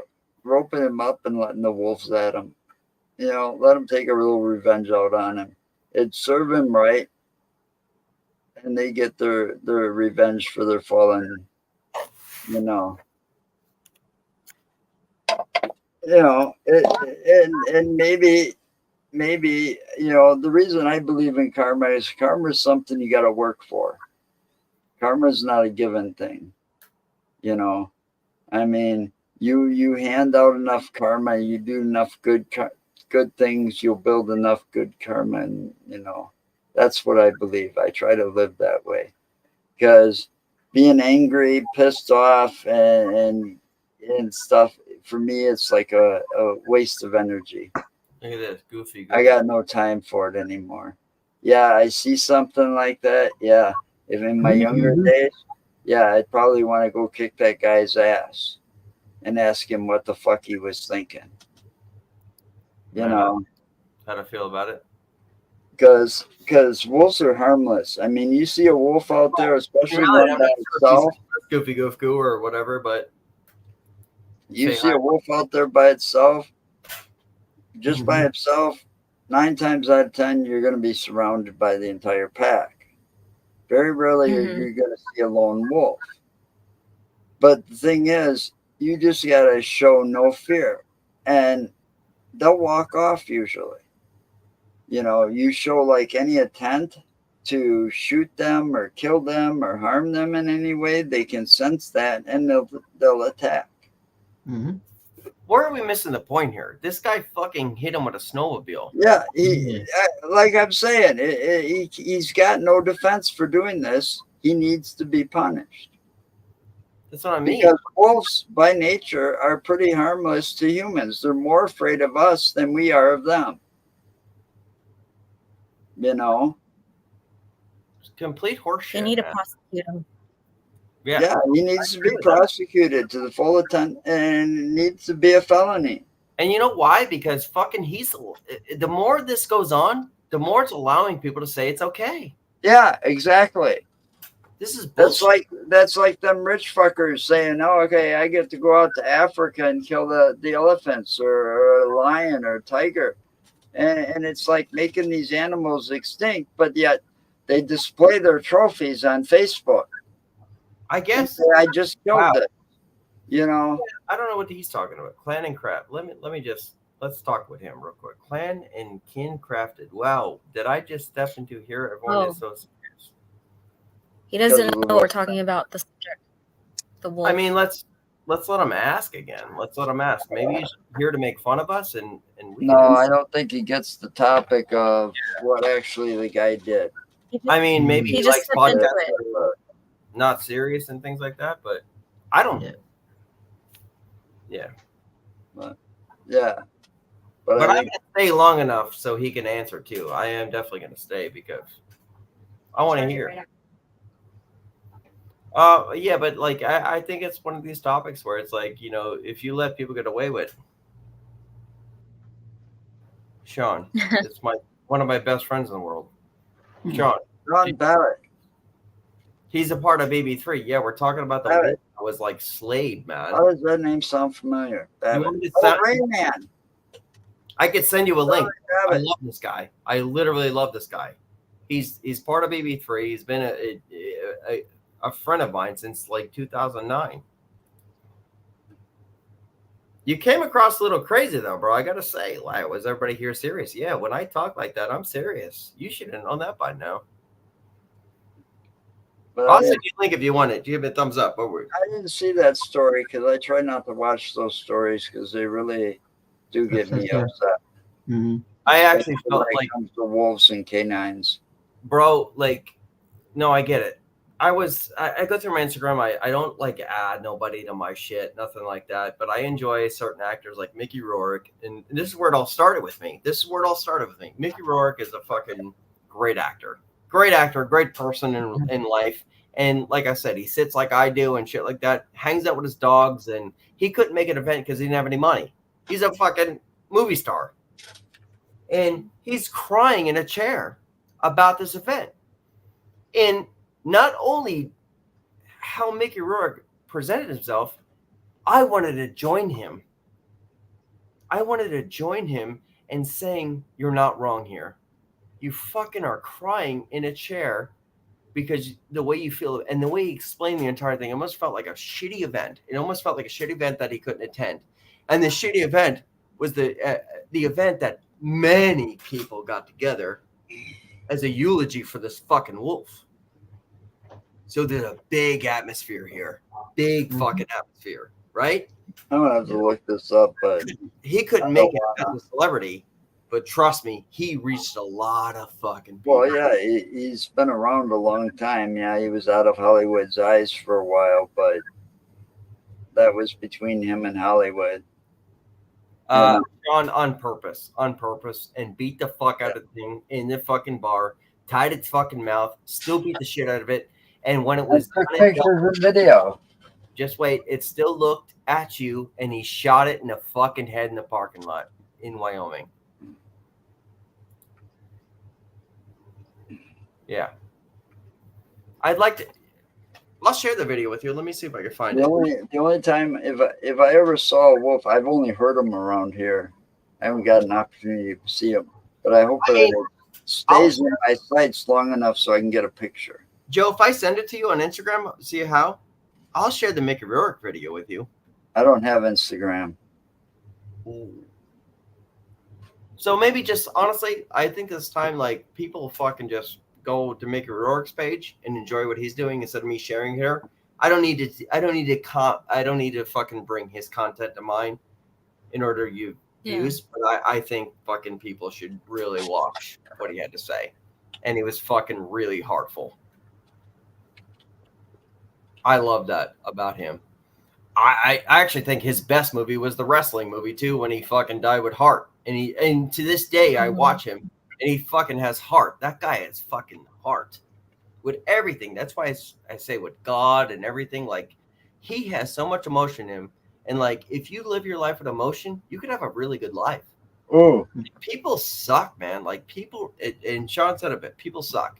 hey, I'm sorry to interrupt, but I did find something where it shows that little scene in the bar with the red tape.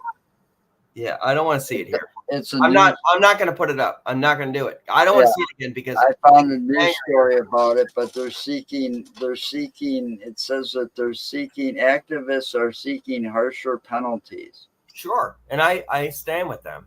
Like, I believe in hunters for true family. Like, listen, we live off the grid. This is what we're doing. Like, back in the day, not with fucking high-powered sniper rifles and shit like that. You're a fucking bitch to me. Well, those shouldn't even be legal. Right.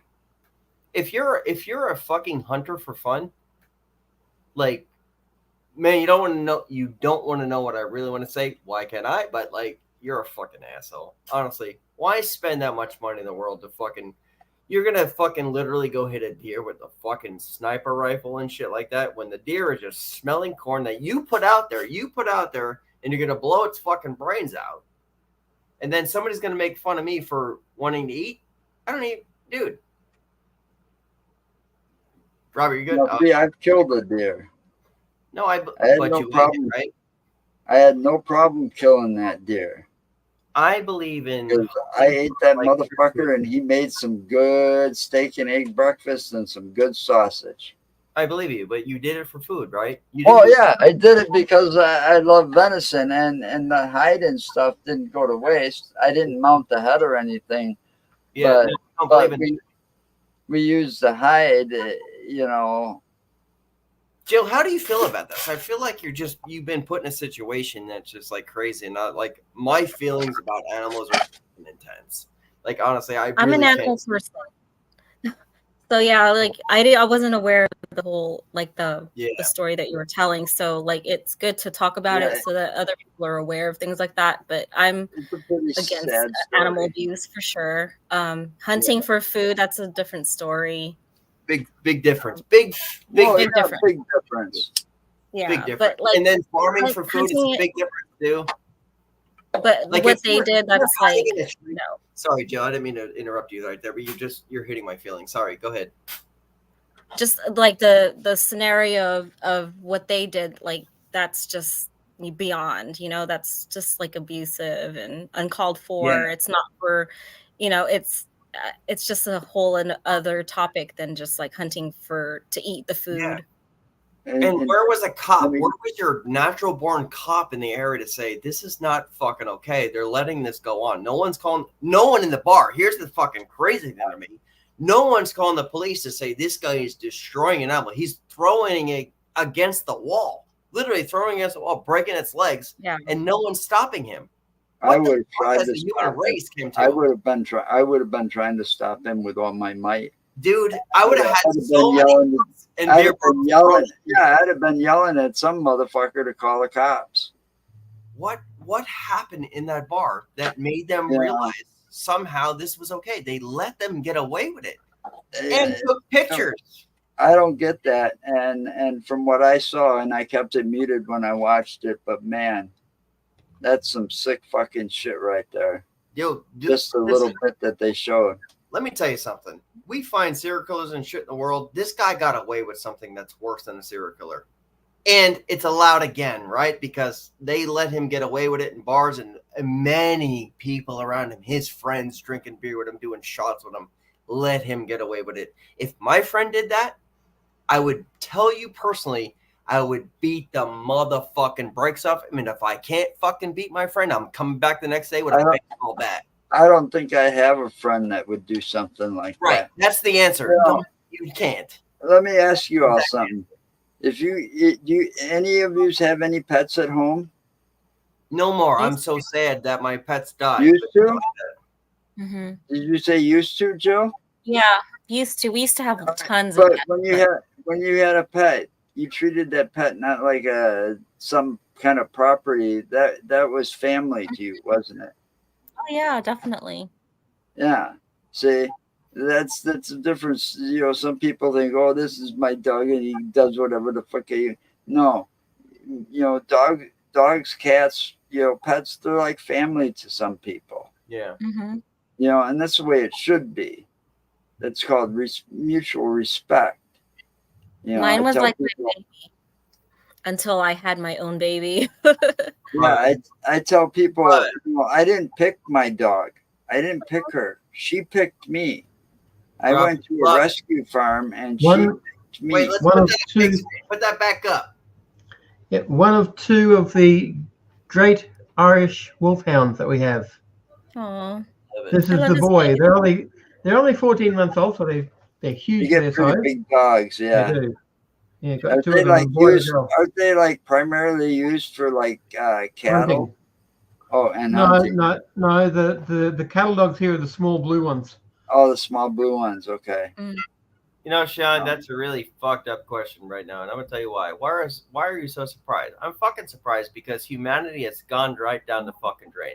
People would rather pull out a phone and record a video to get a like. Other than it. How come? Let me ask you this: how come everybody is such a fucking bleeding pussy that they won't stand up for something, and they rather pull up their phone rather than punch somebody in the face? Why are you going to jail? Bullshit! I just said it in front of everybody.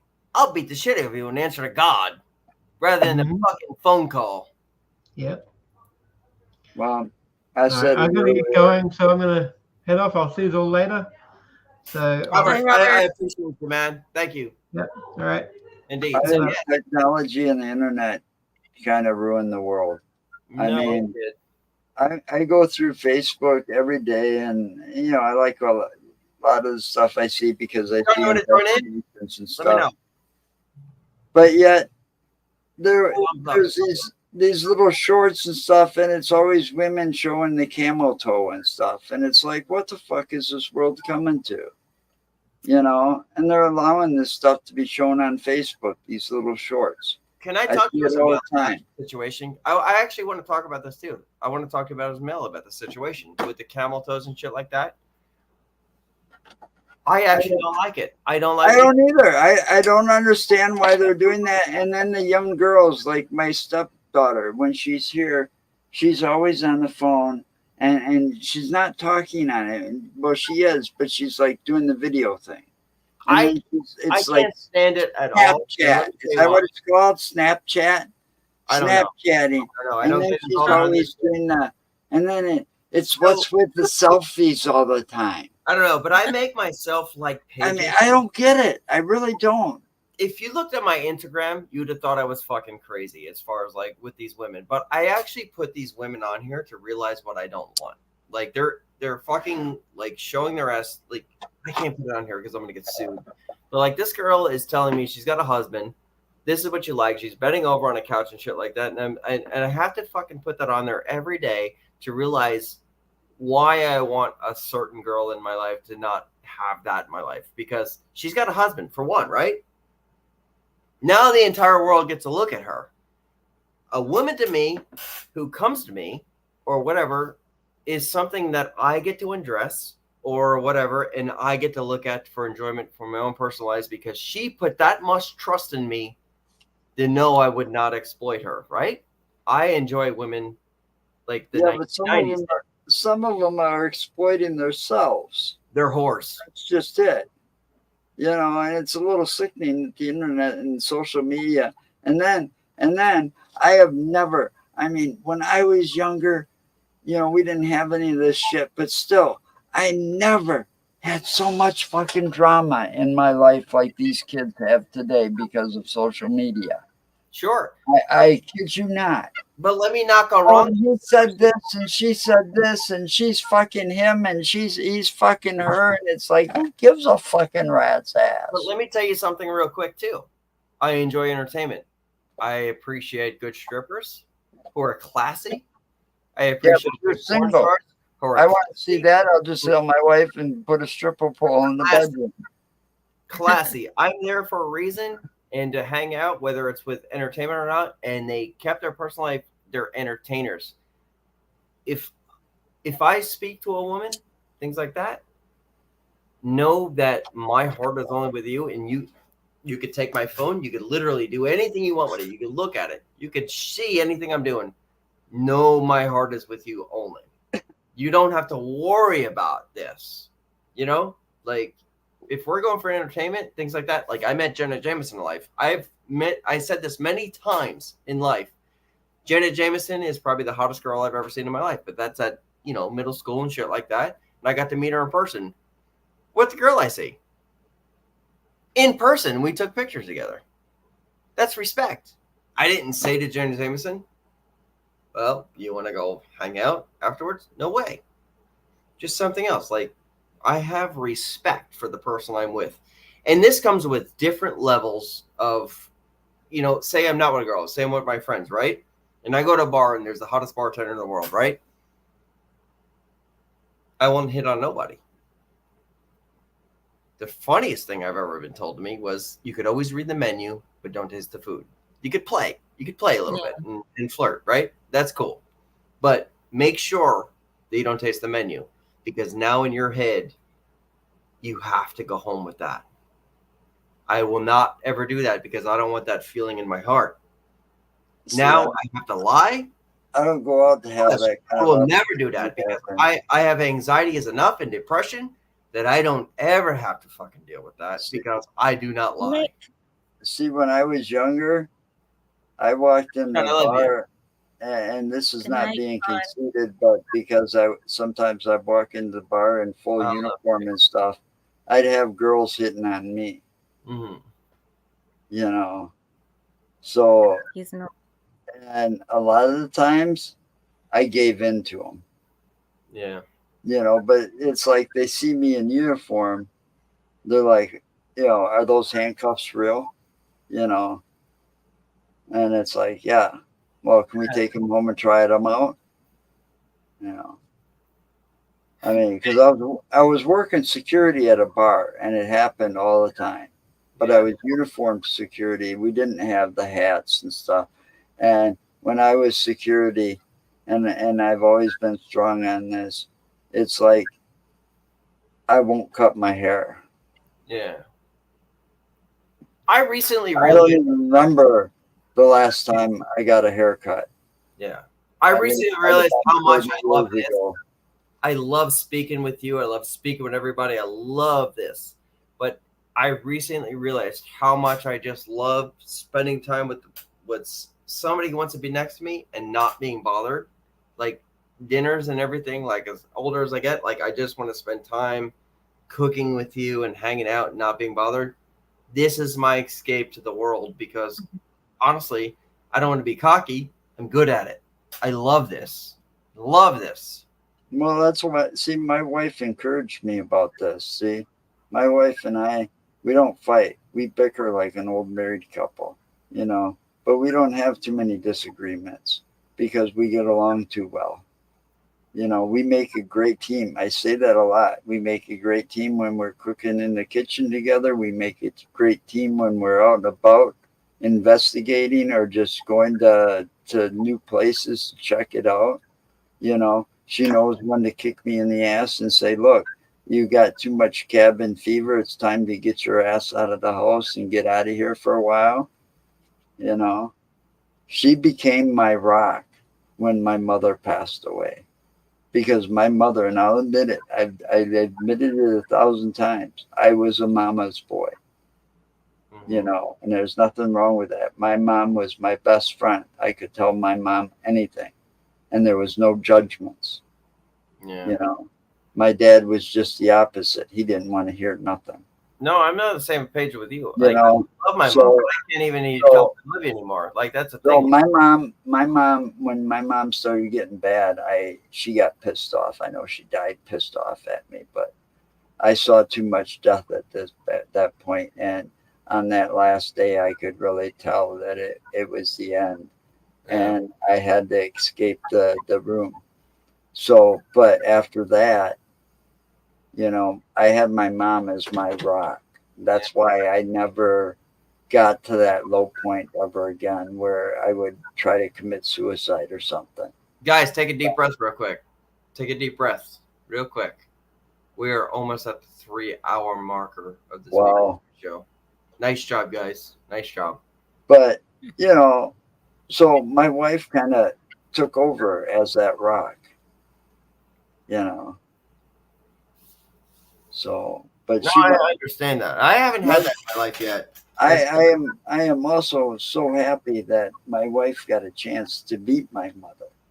That's cool. You know, before she passed away, and really got to know her, and my Aunt Barb, and some other people that were a big part of my life. You know, she didn't get to meet my stepfather, of course, but that would have been cool as hell too, because he would have loved her. I always had a test. Nice, man. Like, I'm not sure if a woman was going to last for a long time with me, like it was going to be a long-term relationship, not this one-night stand or, you know, just friends with benefit type thing,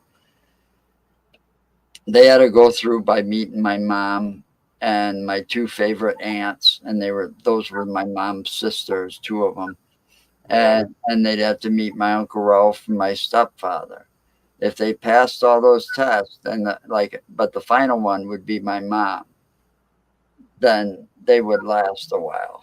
I did the friends with benefits thing for and I felt bad every time. I didn't do it for long because I'd rather sit by myself than to feel that. I just didn't want it. I've done it a couple times and I just didn't want it. It was not part of my life. I am actually a pretty fucking, as much of a dickhead as I am in fucking rated R, I'm a pretty wholesome person as far as when it comes down to things. I like the simple life, like a quick family, and shit like that. A good girlfriend to sit by me and I could give her everything that I have to offer. I love that. I don't want a one-night stand. I hate that. I was never able to settle down because I was kind of addicted to women. You know, I love everything about them. All right. And that was like an addiction for me. But as I got older, I had a lot of the fun. I can say, honestly, I'm going to die with no regrets. Yeah. Because I did things men only dreamed of doing. Man. Okay. And when it came time to settle down, I tried. 11 and a half years, we tried. I couldn't stay faithful. One, her family hated my guts. You know, but her mom was pure evil. And then my first wife, well, that was an accident. I think that was just to escape whatever at the time. But my second wife, that was a miracle. Yeah. You know, because she reminded me of the one from 11 and a half years that passed away. So if your first wife was an without the excess luggage, because her family loves me. Huh? You didn't feel that in the guts if you said the first wife was a mistake? You didn't feel that in the guts going to say I do? You were lying? Like, honestly, I'm not fucking with you. I'm just asking. It was like a marriage of convenience. Let's put it that way. Yeah, that's where it allowed me to. She was back to the fact of like if somebody dies. Well, in order to live with her, you know, there was only a couple of things we could do, and my credit wasn't going to allow it, so we got married. So, because she lived in low income. So, and they got rules. So it was more like a marriage of a convenience to get out of my brother's house because I hated my sister-in-law. Sorry to I hear couldn't that. stand her. Yeah. So it was like an escape. So, but it was a big mistake. I tried to make it work. I loved her. I mean, Oh, I get it, bro. it was a thing where I actually chased her down because she stole my leather coat. And it was a really cool leather coat because it was kind of like one of those ones where I spread out my arms like this and I had fringes. And they all went all the way across the back and the front. Right? It was all black leather. It was a gift. That coat was a gift, and she stole it. And I had to hunt her down to get it back. And I mean, I really had to hunt her down. And Madison's not a small city either. So that's how it happened. But this one, I had an angel on my shoulder when I found my second wife. She helped me find my wife. You know, first thing my mom said after meeting her, she's like, "Oh, she reminds me of Brenda." You know, Brenda was my youngest's mom. Well, see, we would have had the great relationship if it wasn't for her family. Cool. See, with me, I actually So she was the one that was the angel on my shoulder because she passed away in 2004. And I met my wife 2 years later, my second wife, the one I'm married to now. Man. She even let me get away with a joke. At first she kind of didn't like it, but then now she laughs, you know, because she knows it's just a joke. Where I say I'm going to sue Las Vegas for false advertisement. You know, they say what stays in Vegas, you know, what happens in Vegas stays in Vegas. Well, I went down to Vegas and I got married and she came back with me. Somebody says it's 6:50 or 6:35 where they are. Where the hell are you? Yeah, really. Where the hell are you? It's only like 11. Fucking tomorrow here. Jill's probably got the later time in the United States. What time is it there? Out there. It's 12:36. 9:36. Oh, that's right. It goes earlier her way. It's early for me. That way. The Netherlands. Thank you for being here. Jeez. Wow. Netherlands. Welcome. Wow, brother. Hello. Hi. I know that. Oh my God. Hello, friend. See, I'm clicking real quick. I know. Oh my God. Thank you. Been here a long time. So what do you guys want to do? I mean, I'm pretty satisfied with tonight. I think we got a lot out. We got a lot of talking. I honestly, the reason I come on here with community chats like this is so everybody get their feelings out. Like, yeah, I'm jealous of Nick. I love you, man. I love you to death. I'm jealous of Nick too right now. Man, he's at one of those places that's on my bucket list. Yeah. Darren too. Everyone's playing. Like I had a lot on my mind. And the community chat and BB3TV is what we do to come here and vent and talk and let the world vent with us, right? Yeah, that's like the third time I ran across Darren's path, or Darren ran across my path. So I'm going to send everybody baseball bats. Yeah, this is awesome. Thank you for being here. I had to do that show last night again. By the way, good seeing you again. We could call it night if you guys want. Honestly, yeah, I'm ready to call it night. I'm kind of like, I'm gonna go have some more Rocky's pizza. Yeah, I'm kind of outspoken of everything I do. I like, man. So the reason I keep asking to be on my show is because like I want to bring Real Talk with Dom back, and I have to have a good co-host. She's now like the one that I'm like pushing for.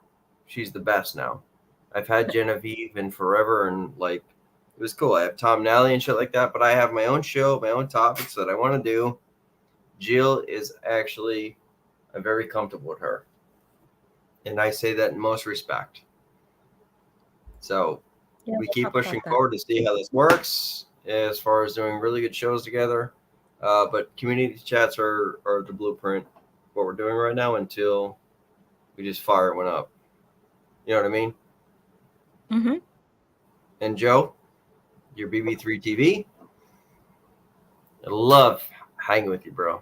Love it. You have a lot of fun every time. I have lots of fun. The reason I like you is because you speak from your heart. Hey, I'm just a wise old man that tells it like it is. Thank you, my friend. Thank you with You that. know, or at least from my point of view. Yeah. You know, I've had a lot of, you know, I've been through a lot of shit. So I got a lot to say. And like I said, if these kids around here would listen to me, you know, like I'm talking my kids, they wouldn't have half as much drama as they got. Yeah. No, it's real life shit, man. Like, right? It's like, listen to the wise old man. I've been there, done that already. You know, no shit. We're right down to the ghosts. There's your heart right back to you. I saw you do it. It's right down to the ghosts that we share, the stories we have. We have, honestly, when it comes down to it, we have many ghost stories of everything of our past and why we think the way we do and how we feel and all that. I think that's actually 100% appreciated in life because everybody doesn't want to hear about the weather. They want to hear what's in your heart. So that's why I do community chats because, listen, it takes a lot to get into. Everyone can say, hey, what's your next move? But like when we get deep down into conversations, what you're thinking about, that's what's real. Because everybody's feeling the same way. Yeah, I got to get up early tomorrow for the first time ever. For the first time in a long time. Oh, you saw what I did there? There's actually a metal singer that does this, right? I am going to check out a couple of things tomorrow. You show your paws. And it's not even paranormal. I am going to a rummage sale to see how it goes, and a big thing that's at a racetrack, a local racetrack. And I'm going there to check it out because if so, I'm going to get vending tables there every Sunday morning or maybe a couple of times a month. That's how I fund my show, is by the jewelry we make, and we go out and get tables, you know, rent the tables at places like that.